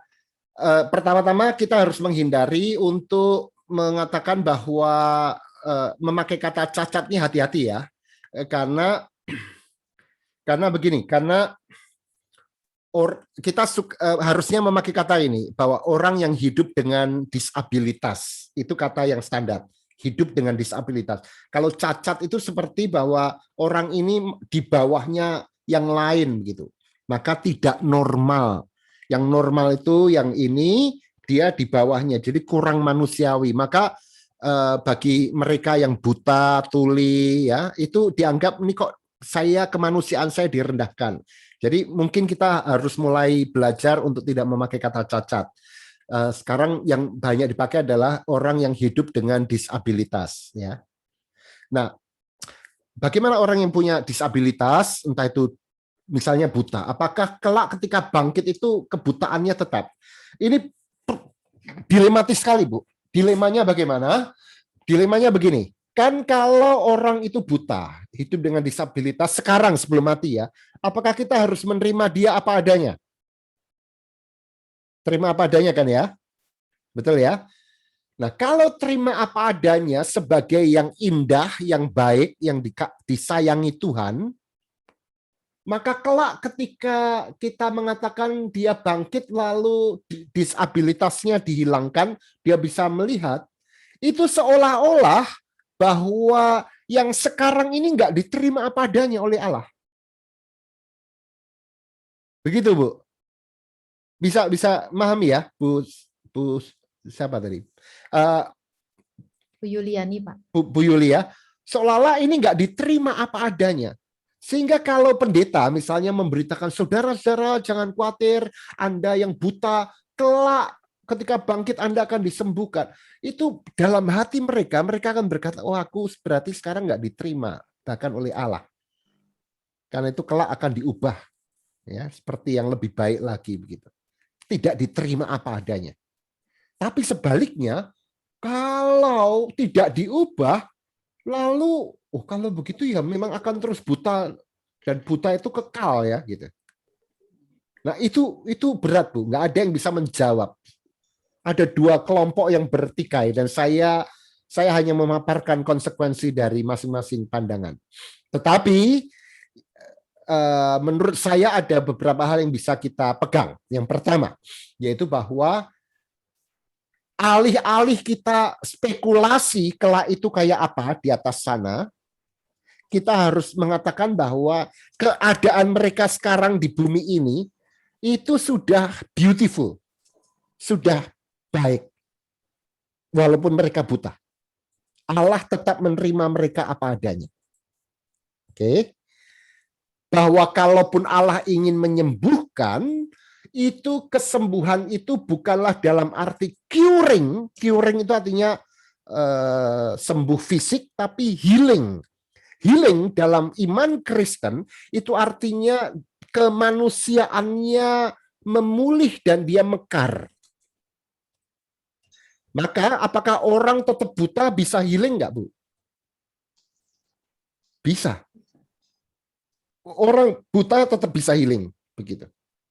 Ya, jadi healing itu menjadi manusia sesuai dengan tujuan utamanya. Tujuan utamanya kan bukan melihat, tapi menjadi berkat bagi orang lain, mempermuliakan Allah, dan seterusnya. 3, kita punya kepastian bahwa Yesus teladan kita itu pun ketika naik ke surga, dia tetap membawa luka, disabilitasnya ke surga. Dan itu menandakan bahwa dia sangat menghargai disabilitas kita. Gitu.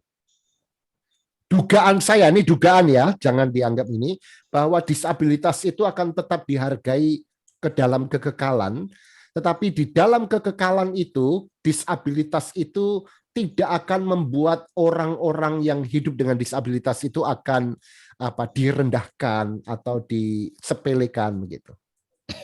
Karena kita semua kan orang-orang yang hidup dengan disabilitas, dengan keterbatasan kita masing-masing kan, Bu? Gitu.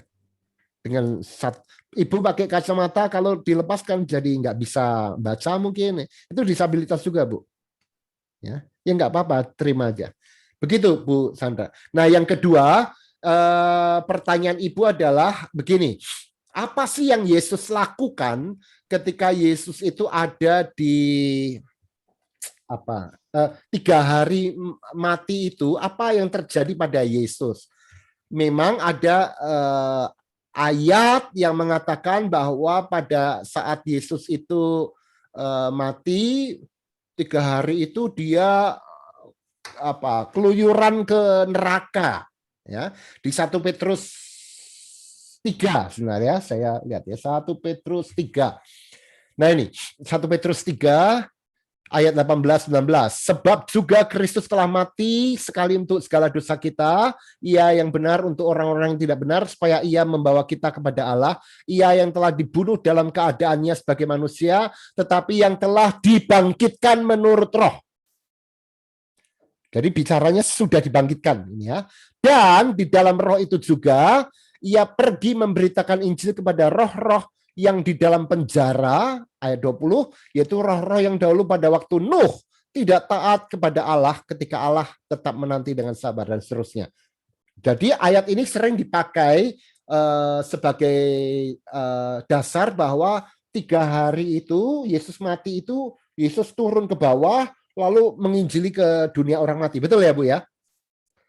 Nah, tapi ada beberapa masalah dengan pandangan itu. Yang pertama adalah berarti kalau Yesus bisa pergi menginjili, itu Yesus mati atau enggak? Gimana, Bu Yuli? Mati enggak? Enggak mati toh, karena bisa pergi-pergi kok. Ya toh? Kalau dia enggak mati, berarti dia juga enggak bangkit, Bu. Karena bangkit itu artinya mati lalu hidup lagi. Oke. Jadi bahaya mengatakan bahwa selama 3 hari itu Yesus kemudian bisa melakukan sesuatu seperti orang hidup. Dan itu berbahaya sekali. Kenapa? Karena itu berarti Yesus tidak mati, dan kalau Yesus tidak mati, tidak bangkit. Dan kalau Yesus tidak bangkit sungguh-sungguh, maka kita juga nggak akan bangkit. Itu masalah pertama. Masalah kedua adalah penafsiran terhadap 1 Petrus pasal yang ketiga ini. Strukturnya jelas sekali. Dia telah dibunuh dalam keadaannya sebagai manusia, tetapi yang telah dibangkitkan menurut roh. Dan di dalam roh itu juga ia pergi memberitakan Injil. Tidak dikatakan di sini pada saat dia mati, Bu. Kristus, sang anak itu, apakah sudah ada pada zaman Nuh? Sudah ada ya? Sudah ada. Ya. Yesus Kristus itu bukan ciptaan yang baru ada ketika Yesus lahir di Bethlehem, enggak. Yesus itu pencipta semuanya. Dia ada sebelum Abraham, dia ada sebelum segala zaman. Jadi, bagaimana adanya? Ya melalui Roh Kudus itu, dengan firman Allah itu. Nah, ayat ini tidak ingin bicara tentang 3 hari Yesus itu mati, dia pergi kemana, tapi bicara tentang apa yang dilakukan Kristus dalam kuasa roh pada masa Nuh dulu itu. Gitu, Bu.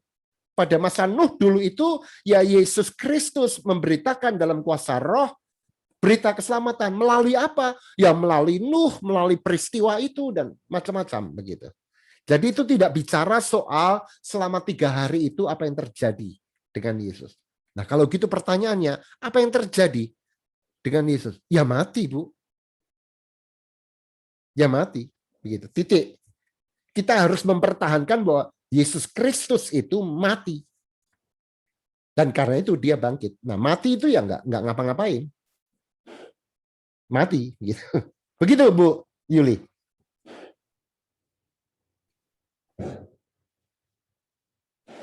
Ya, baik Bu Yuli. Terima kasih Pak Yoas. Terima kasih.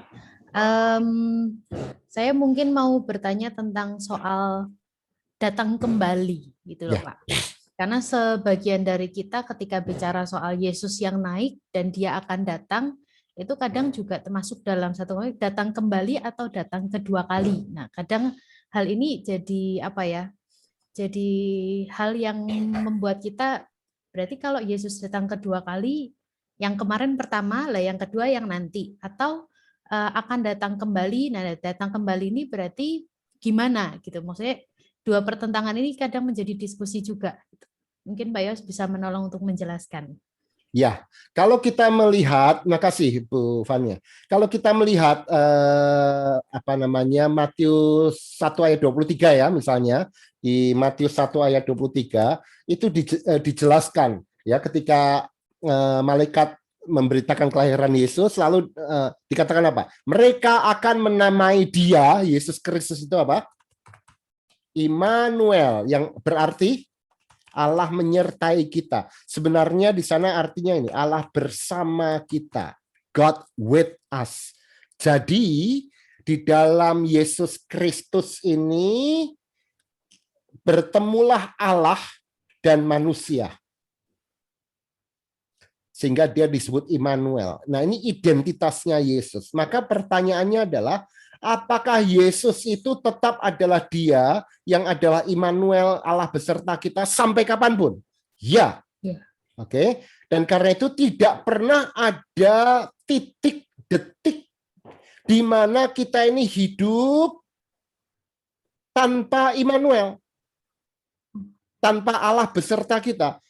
Ya, semua detik hidup dunia ini selalu Kristus itu hadir. Kenapa? Karena bahkan seluruh dunia ini diciptakan, kata Kolose 1 ayat 16, diciptakan di dalam dia. Dalam Yohanes 1 dikatakan bahwa segala sesuatu ini ada karena Yesus Kristus.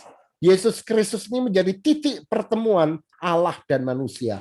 Sehingga tidak pernah ada saat di mana tidak ada Allah bersama kita. Itu prinsip pertama dulu. Nah, kalau begitu ceritanya, maka kita bisa mengatakan bahwa, loh bagaimana dengan Yesus naik ke surga? Nah, kita bisa menjelaskan begini, bahwa Yesus naik ke surga itu supaya kita bisa pasti, kalau ini bola dunia ya, ini ada pulau ini gitu ya. Yesus itu dulu kan cuma satu titik tok ya. Cuman satu titik di sini.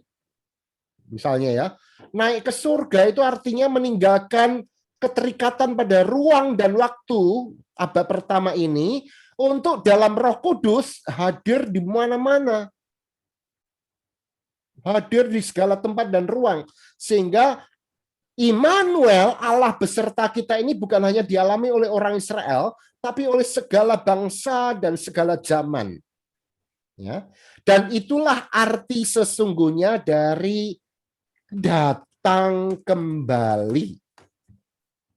Datang kembali atau aku datang kembali, itu memakai present tense. Artinya dia itu adalah Allah yang selalu datang.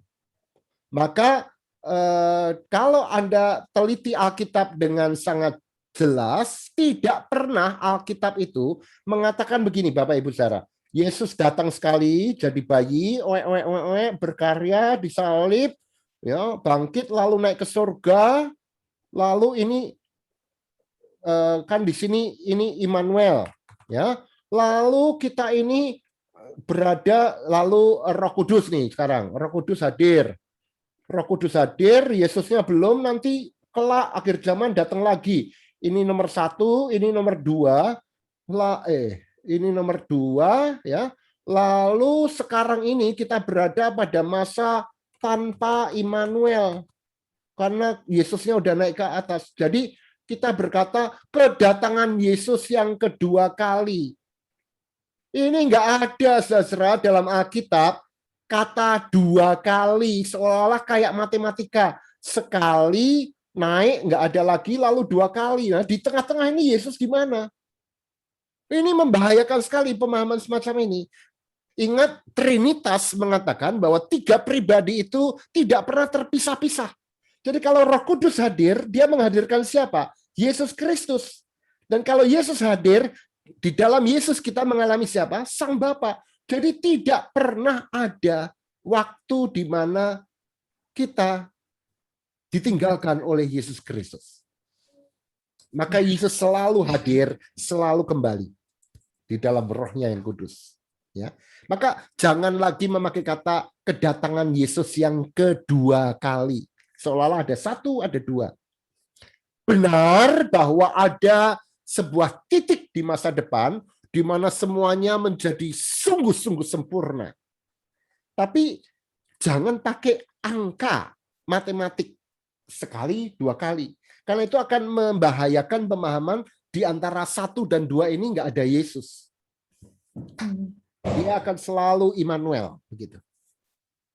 Ya, Pak. Begitu. Ya. Terima kasih, Pak.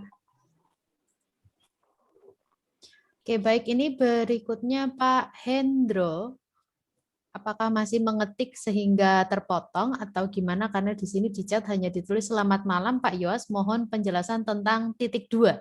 Ya, ini gimana ini Pak Hendro? Masih menulis mungkin ya. Atau mau langsung juga atau boleh. Mau langsung bertanya? Dibuka dulu mic-nya. Sudah dibuka sepertinya mic-nya. Silakan Pak Hendro.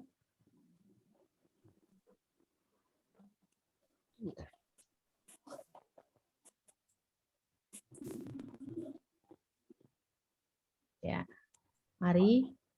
Mungkin bisa lebih keras sedikit, Pak. Tidak terdengar suaranya.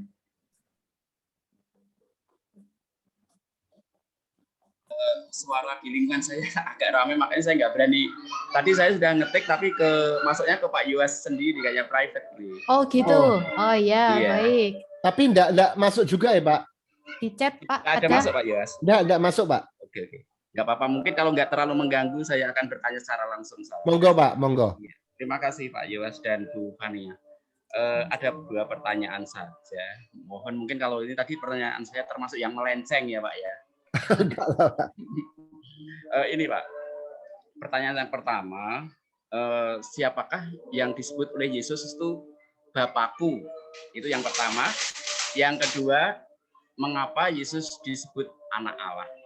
Terima kasih Pak untuk penjelasannya yang akan disampaikan nanti. Ya, menarik. Nah ini sebenarnya soal Trinitas ya Pak ya. Begini, di dalam kitab suci ingin dikatakan bahwa Allah kita ini Allah yang esa, yang kemudian disapa oleh Yesus sebagai Bapa itu. Ini ada 2 model, Pak.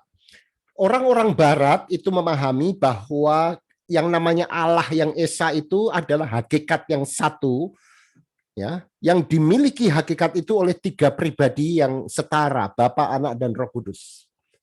Orang Timur, Ortodoks Timur ya, orang-orang Yunani, Alexandria dan lain sebagainya, memahaminya sama tapi sedikit berbeda dan dua-duanya benar. Tapi hanya perbedaan cara memahami, yaitu bahwa yang disebut Allah pertama-tama itu adalah Bapa itu. Hanya ada satu Allah yaitu Bapa. Ya, kita lihat misalnya 1 Korintus 8 ayat 6. Bisa dibacakan satu orang mungkin? Saya pas nggak siap. 1 Korintus 8 ayat 6 bisa dibacakan?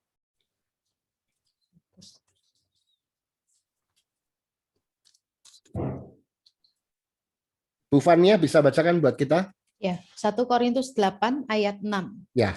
Namun bagi kita hanya ada satu Allah saja, yaitu Bapa, yang daripadanya berasal segala sesuatu dan yang untuk Dia kita hidup. Dan satu Tuhan saja, yaitu Yesus Kristus, yang olehnya segala sesuatu telah dijadikan dan yang karena Dia kita hidup. Oke, cukup. Ya, jadi hanya ada satu Allah saja, yaitu Bapa. Yohanes 17 ayat 3. Bisa dibaca Yohanes 17 ayat 3. Ketika Yesus berdoa. Ya. Yohanes 17 ayat 3. Inilah hidup yang kekal itu, yaitu bahwa mereka yang mengenal Engkau satu-satunya Allah yang benar dan mengenal Yesus Kristus yang telah Engkau utus. Jadi baik Yesus sendiri maupun Paulus mengatakan bahwa Allah yang benar itu siapa? Ya Allah yang disapa Bapa oleh Sang Anak, yaitu Yesus Kristus. Nah, pemahaman Timur yang juga kita terima mengatakan bahwa Sang Bapa yang adalah Allah ini kemudian di dalam diri Sang Bapa itu sekaligus ada firman.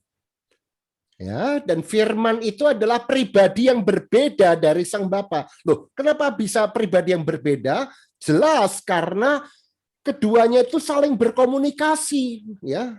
Saling berkomunikasi. Jadi nggak mungkin kalau orang berkomunikasi itu kemudian ini ngomong dengan dirinya sendiri gitu. Jadi misalnya ketika 1 Yohanes 4 mengatakan Allah adalah kasih. Siapa yang dikasihi Allah? Dunia. Sebelum dunia diciptakan, Allah mengasihi siapa?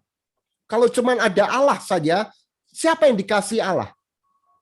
Kalau kasih, maka ada yang mengasihi, ada yang dikasihi. Nah, ini menunjuk pada Trinitas bahwa tiga pribadi itu saling mengasihi. Bapa mengasihi Anak, mengasihi Roh, Roh mengasihi Bapa, mengasihi Anak sebagai pribadi yang sungguh-sungguh berbeda. Nah, pikiran firman Allah itu yang kemudian disebut anak diperanakkan oleh Sang Bapa di dalam kekekalan. Ya, ini berbeda dengan Sang Anak itu diperanakkan oleh Maria, ya, itu menjadi manusia pada tahun 0. Tapi Sang Anak diperanakkan oleh Bapa itu adalah bahasa kita yang terbatas untuk mengatakan bahwa firman itu menyatakan Sang Bapa. Ya, memperanakkan itu artinya menyatakan. Jadi kalau Anda lihat anak saya, Anda akan berkata, "Wih, ini mirip sama bapaknya gitu." Karena anak itu menunjukkan bapaknya begitu.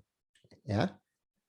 Ini adalah bahasa manusia yang terbatas untuk menyatakan bahwa Sang Anak ini adalah firman yang menyatakan Sang Bapa. Loh, kenapa harus begitu? Kan apakah firman ini kemudian sehakikat nggak dengan Bapa? Oh ya, sehakikat. Misalnya, kalau saya pergi ke luar kota, lalu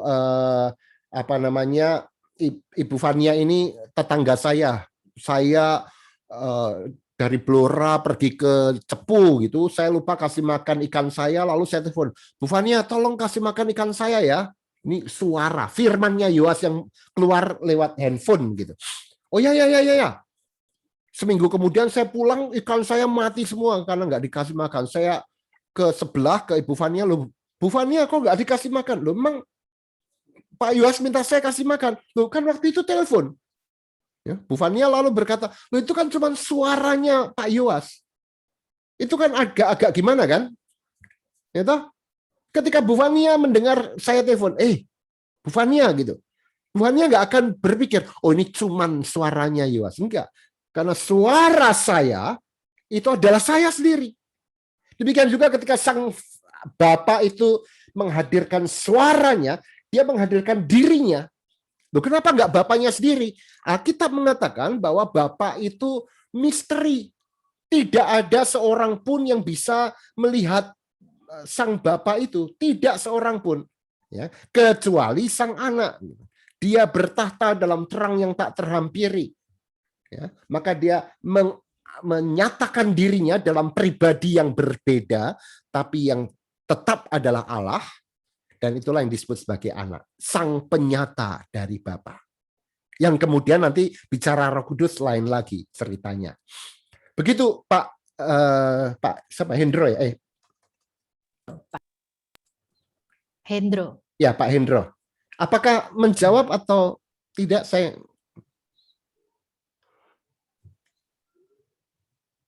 Silakan Pak kalau ada yang mau di. Pak Yuas mau tanya. Ya. Bentar Pak Lili, tunggu respon Pak Hendro dulu ya. Pak Hendro, apakah bisa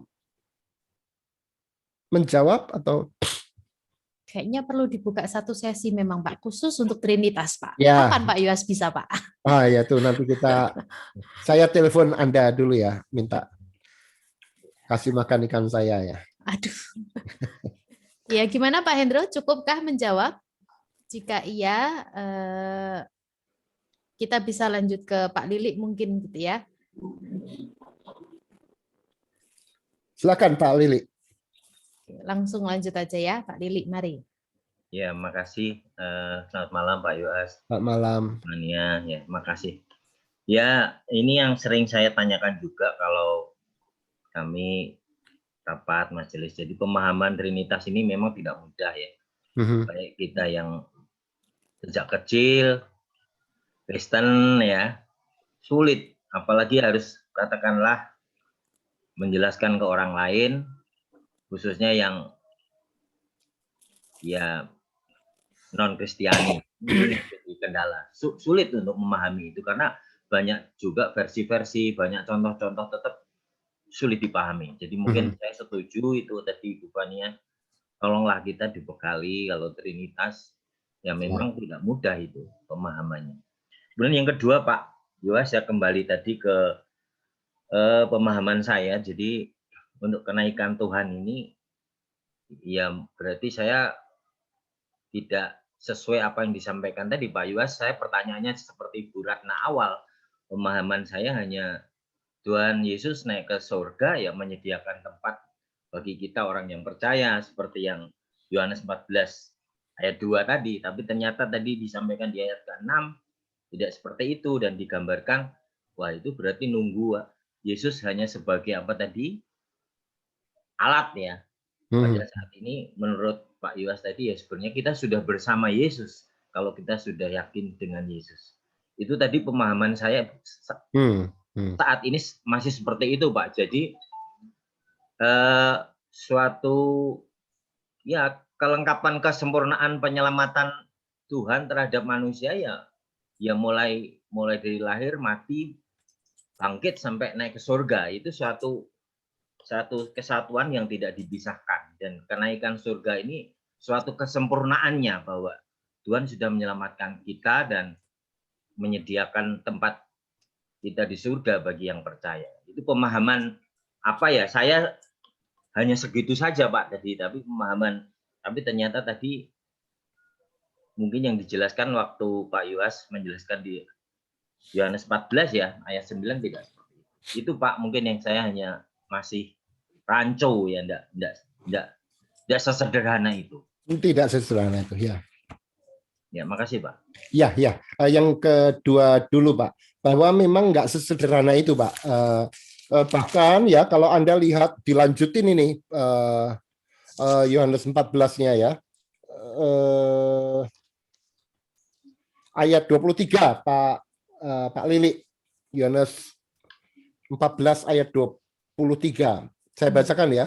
Jawab Yesus, jika seorang, ini lanjutannya tadi ya, Yesus ngomong soal jalan-jalan itu ya.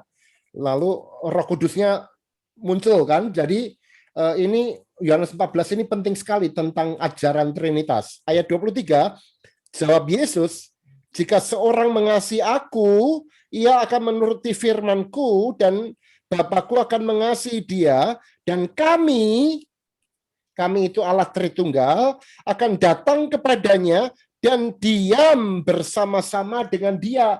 Jadi bukan kita ke sana juga, bahwa dia yang datang ke kita, Pak. Diam bersama-sama kita. Nah ini menarik sekali. Ini luar biasa menarik, yaitu kata diam bersama diam ya. Itu dalam bahasa Yunaninya apa? Meno. Meno. Meno atau menein. Ya, ini banyak di dalam Yohanes. Yohanes pasal berikutnya, Yohanes 15. Akulah pokok yang benar, Bapakkulah pengusahanya, barang siapa tinggal di dalam aku, ya, meno dalam aku atau menein dalam aku. Nah, tapi ketika Yohanes 14 ayat yang kedua, dalam rumah Bapakku banyaklah tempat tinggal. Tempat, bahasa Yunaninya Bapak tahu apa? Mone. Mone itu artinya tempat untuk bisa meno. Mone meno. Jadi, boleh nggak pakai kata surga? Ya monggo, tapi jangan pernah, gini Bapak Ibu Saudara, surga itu bukan yang pertama lokasi. Bukan. Seolah-olah keluar bumi, dekat Mars, belok kiri, lewat Jupiter, Jupiter, lalu mentok sampai Venus, di belakangnya Venus itulah surga. Itu lokasi, itu keliru. Bukan juga ya, bukan juga kondisi. Pokoknya hatiku tentrem, nggak ada penyakit, itu kondisi. Bukan juga. Ini bukan, ini bukan. Loh, kalau begitu apa surga itu?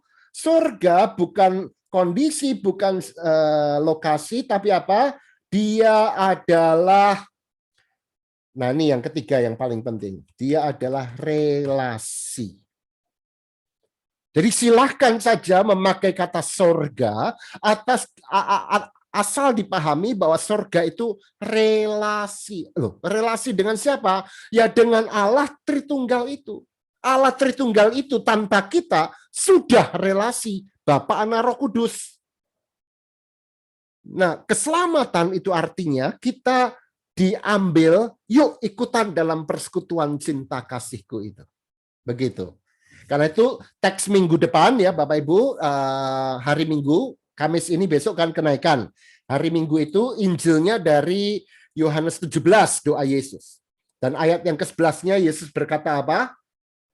Aku tidak ada lagi dalam dunia, tapi mereka masih ada di dalam dunia.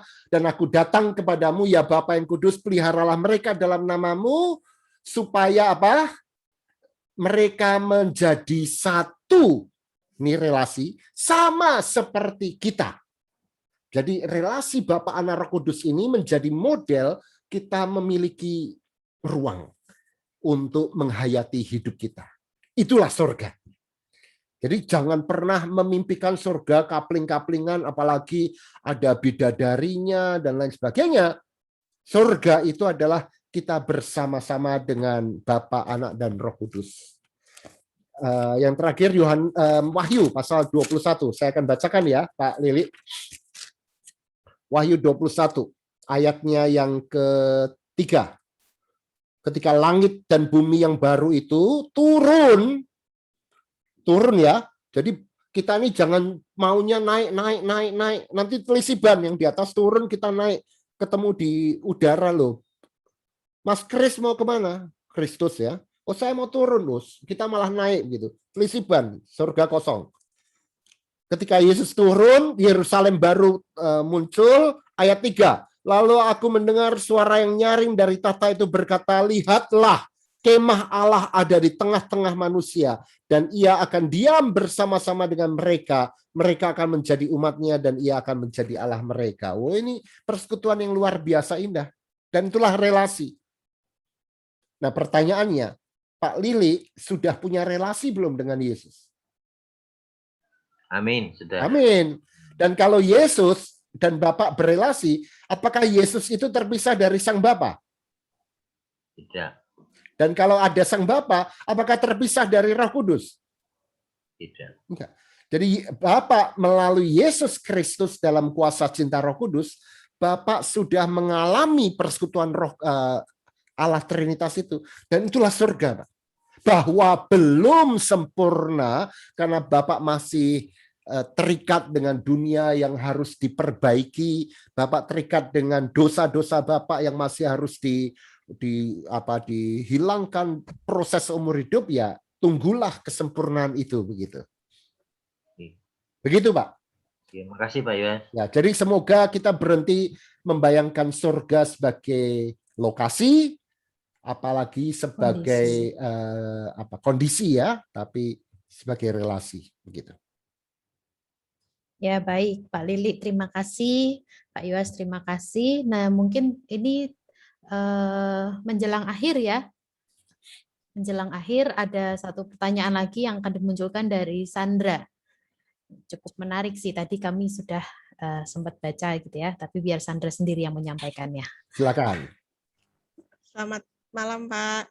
Ya, oh ini anaknya sekarang. Ya, ini anaknya Pak. Ya. Ya. Karena barusan Pak Lili bertanya terus tiba-tiba tercetus. Satu pertanyaan yang sering biasanya ditanyakan ya dalam rangka kenaikan ini ya, oleh anak sekolah minggu, Tuhan Yesus ngapain naik ke surga? Nah, itu bagaimana sebaiknya kita menjawabnya ya, Pak? Karena kan maksudnya kalau kita sebagai orang dewasa ya tentunya kita bisa memahami yang lebih kompleks. Nah, bagaimana dengan anak-anak? Karena seringkali memang jawabannya Tuhan Yesus itu menyediakan tempat bagi kita. Gitu. Ya. Terima kasih. Anak-anak sekolah minggunya kelas berapa? Ya,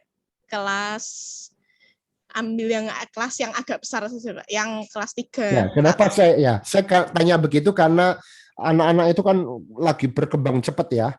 Maka ya, perkembangan betul. Itu Anda bicara dengan anak TK dengan anak kelas 6 beda. Ya, makin muda itu harus makin konkret. Makanya guru sekolah Sandra guru sekolah minggu. Sekarang ini tidak, dulu pernah. Ya. Jadi kalau guru sekolah minggu itu sering kalau doa kepada anak-anak kecil, Tuhan, sebentar kami akan membaca firman-Mu, sembunyikan kami di belakang salib-Mu. Itu anak-anak itu mikir ya, ada salib kita sembunyi. Padahal salib di GKI Blora tuh di belakangnya itu cecak-cecak semua itu. Ya toh? Tutup bungkus kami dengan darah-Mu, itu piye memahami, ya nggak bisa. Maka kita memakai bahasa-bahasa konkret. Misal bahkan untuk anak kelas 5 konkret itu penting. Misalnya apa? Ya Tuhan itu pergi ke surga menyediakan tempat buat kita. Itu nggak apa-apa. Nggak apa-apa. Karena memang dibutuhkan untuk anak-anak. Tapi coba perhatiin, kalau sampai tua, dewasa, pemahamannya kayak begitu, kan Anda masih kayak anak-anak terus. Iya toh? Berarti proses pendidikan atau proses pemahamannya selesai sudah. Makanya perlu pembinaan-pembinaan ini. Yohanes Calvin yang saya sebutkan, reformator, kita ini gereja Calvinis ya, itu sampai mengeluh. Bahkan masih banyak orang-orang tua, kata Calvin, yang memahami bahwa Yesus naik ke surga itu melewati awan-awan sampai ke gitu. Dia belum kenal ada ini ya. Jadi jangan pahami Yesus naik ke surga itu lalu semeter, 2 meter, 3 meter, ada pohon kelapa, dia miring dikit lagi, nggak mau kena, terus kena awan. Nggak gitu Bapak Ibu Saudara ya. Itu adalah narasi yang memang dibuat fisikal, tapi maknanya yang penting begitu. Nggak lalu ke atas, atmosfer ngerti ya maksudnya ya Sandra? Nggak gitu. Ya. Tapi dalam kosmologi orang pada masa itu, yang di atas itu adalah Allah yang menguasai semuanya. Jadi itu bicara soal sang raja yang berkuasa, berotoritas atas segala ciptaan. Itu poinnya. Nah, kalau ada yang sudah dewasa, masih pakai cara berpikir konkret operasional seperti anak kecil tadi itu, ya berarti belum naik kelas begitu. Belum menangkap apa yang paling utama. Tapi kalau Anda ngajarkan pada anak-anak, ya jangan pakai ceramah saya, lihat ceramahnya Pak Yohanes. Oh, mereka stres nanti anak-anak itu. Tapi ya harus memakai yang konkret begitu, sesuai dengan dengan usianya. Begitu Sandra. Ngeluh ya Pak ya? Iya, termasuk Trinitas, satu pribadi, satu hakikat, tiga pribadi gitu. Lalu kan sering digambarkan misalnya Trinitas itu seperti matahari. Ya itu konkret betul, tapi itu sebenarnya dipakai oleh bidat. Karena bahaya. Apalagi dipertahankan sampai orang Kristen itu dewasa. Wah, itu bahaya luar biasa. Itu cuma cara untuk menjelaskan di titik awal. Tapi kalau itu menjadi penjelasan satu-satunya terhadap Trinitas, kacau semua. Begitu, Sandra. Bisa ditangkap ya? Masih mute. Ya, kira-kira begitu. Terima kasih. Ya. Ya. Baik. Ada lagi yang hendak bertanya kah?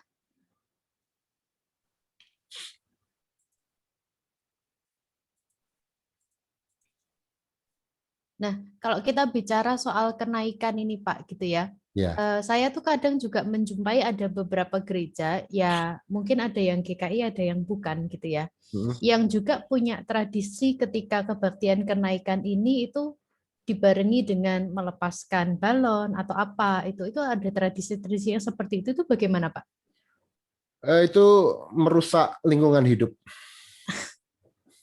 Gitu ya? Balon itu karet ya, plastik ya, itu susah nanti bisa ke laut dimakan ikan lalu itu ya kayaknya fancy dan menarik ya, naik ke surga kayak balon gitu. Berarti itu kan akhirnya memahami kenaikan Kristus seperti yang tadi ya, semeter, 2 meter, 3 meter gitu ya. Iya. Dan itu merusak lingkungan hidup ya, dan bahaya ya. Karena itu di beberapa negara balon yang naik itu bisa membahayakan penerbangan juga. Ya. Saya paling anti dengan balon-balon itu. Mbok pakai aja balon udara, jemaatnya suruh naik lalu dikebur ke kemana. Iya. Oke, baik. Ada yang masih hendak bertanya lagi atau tidak? Bila tidak kita akan cukupkan, gitu ya. Saya rasa cukup ya, karena sepertinya yang lain juga sudah ini. Terima kasih. Mungkin Pak Yuas, gimana Pak Lili? Ya dari Pak Yuas mungkin perlu closing statement tentang kenaikan ini Pak. Singkat aja biar yang sederhana kita bisa paham. Terima kasih Pak Yuas. Ya. Jadi kalau boleh saya simpulkan, kenaikan Yesus Kristus itu memberi jaminan keselamatan buat kita yang sifatnya paripurna, utuh. Ada kepastian bahwa tubuh kita ini sudah terwakili oleh Kristus di surga dan siap menyambut kita di dalam kemuliaan pada saatnya kelak. Tetapi pada saat yang bersamaan dengan naik ke surga, Yesus Kristus meninggalkan keterikatan pada satu titik dalam sejarah Israel abad pertama, naik meninggalkan untuk hadir di mana-mana dalam kuasa Roh Kudus. Dan itulah yang membuat kita kemudian percaya bahwa keselamatan bukan hanya untuk Israel, tapi juga untuk orang Jawa, orang Batak, orang Toraja, Papua, dan semua bangsa itu. Dan disitulah kita merayakan betapa Kristus bisa dijumpai di mana-mana dalam kuasa Roh Kudus. Kira-kira itu, dan biarlah itu bisa memaknai hidup kita ya, Bapak Ibu Saudara, membuat kita, wow, betapa luar biasanya Allah yang kita kenal dalam Yesus Kristus. Begitu, Ibu Fania, saudara-saudara yang terkasih.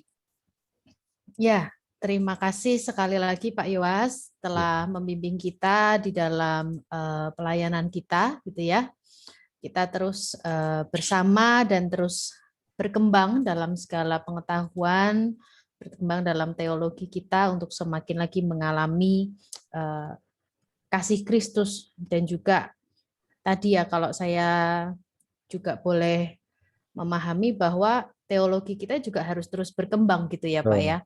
Bukan cuma bicara soal yang tadi dalam ranah sekolah minggu, tapi bagaimana kita terus semakin mengenali dan mengenali lagi. Gitu ya.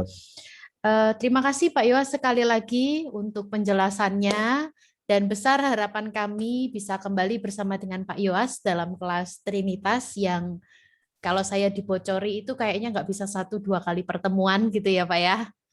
Mungkin nanti bisa di schedule dengan baik gitu.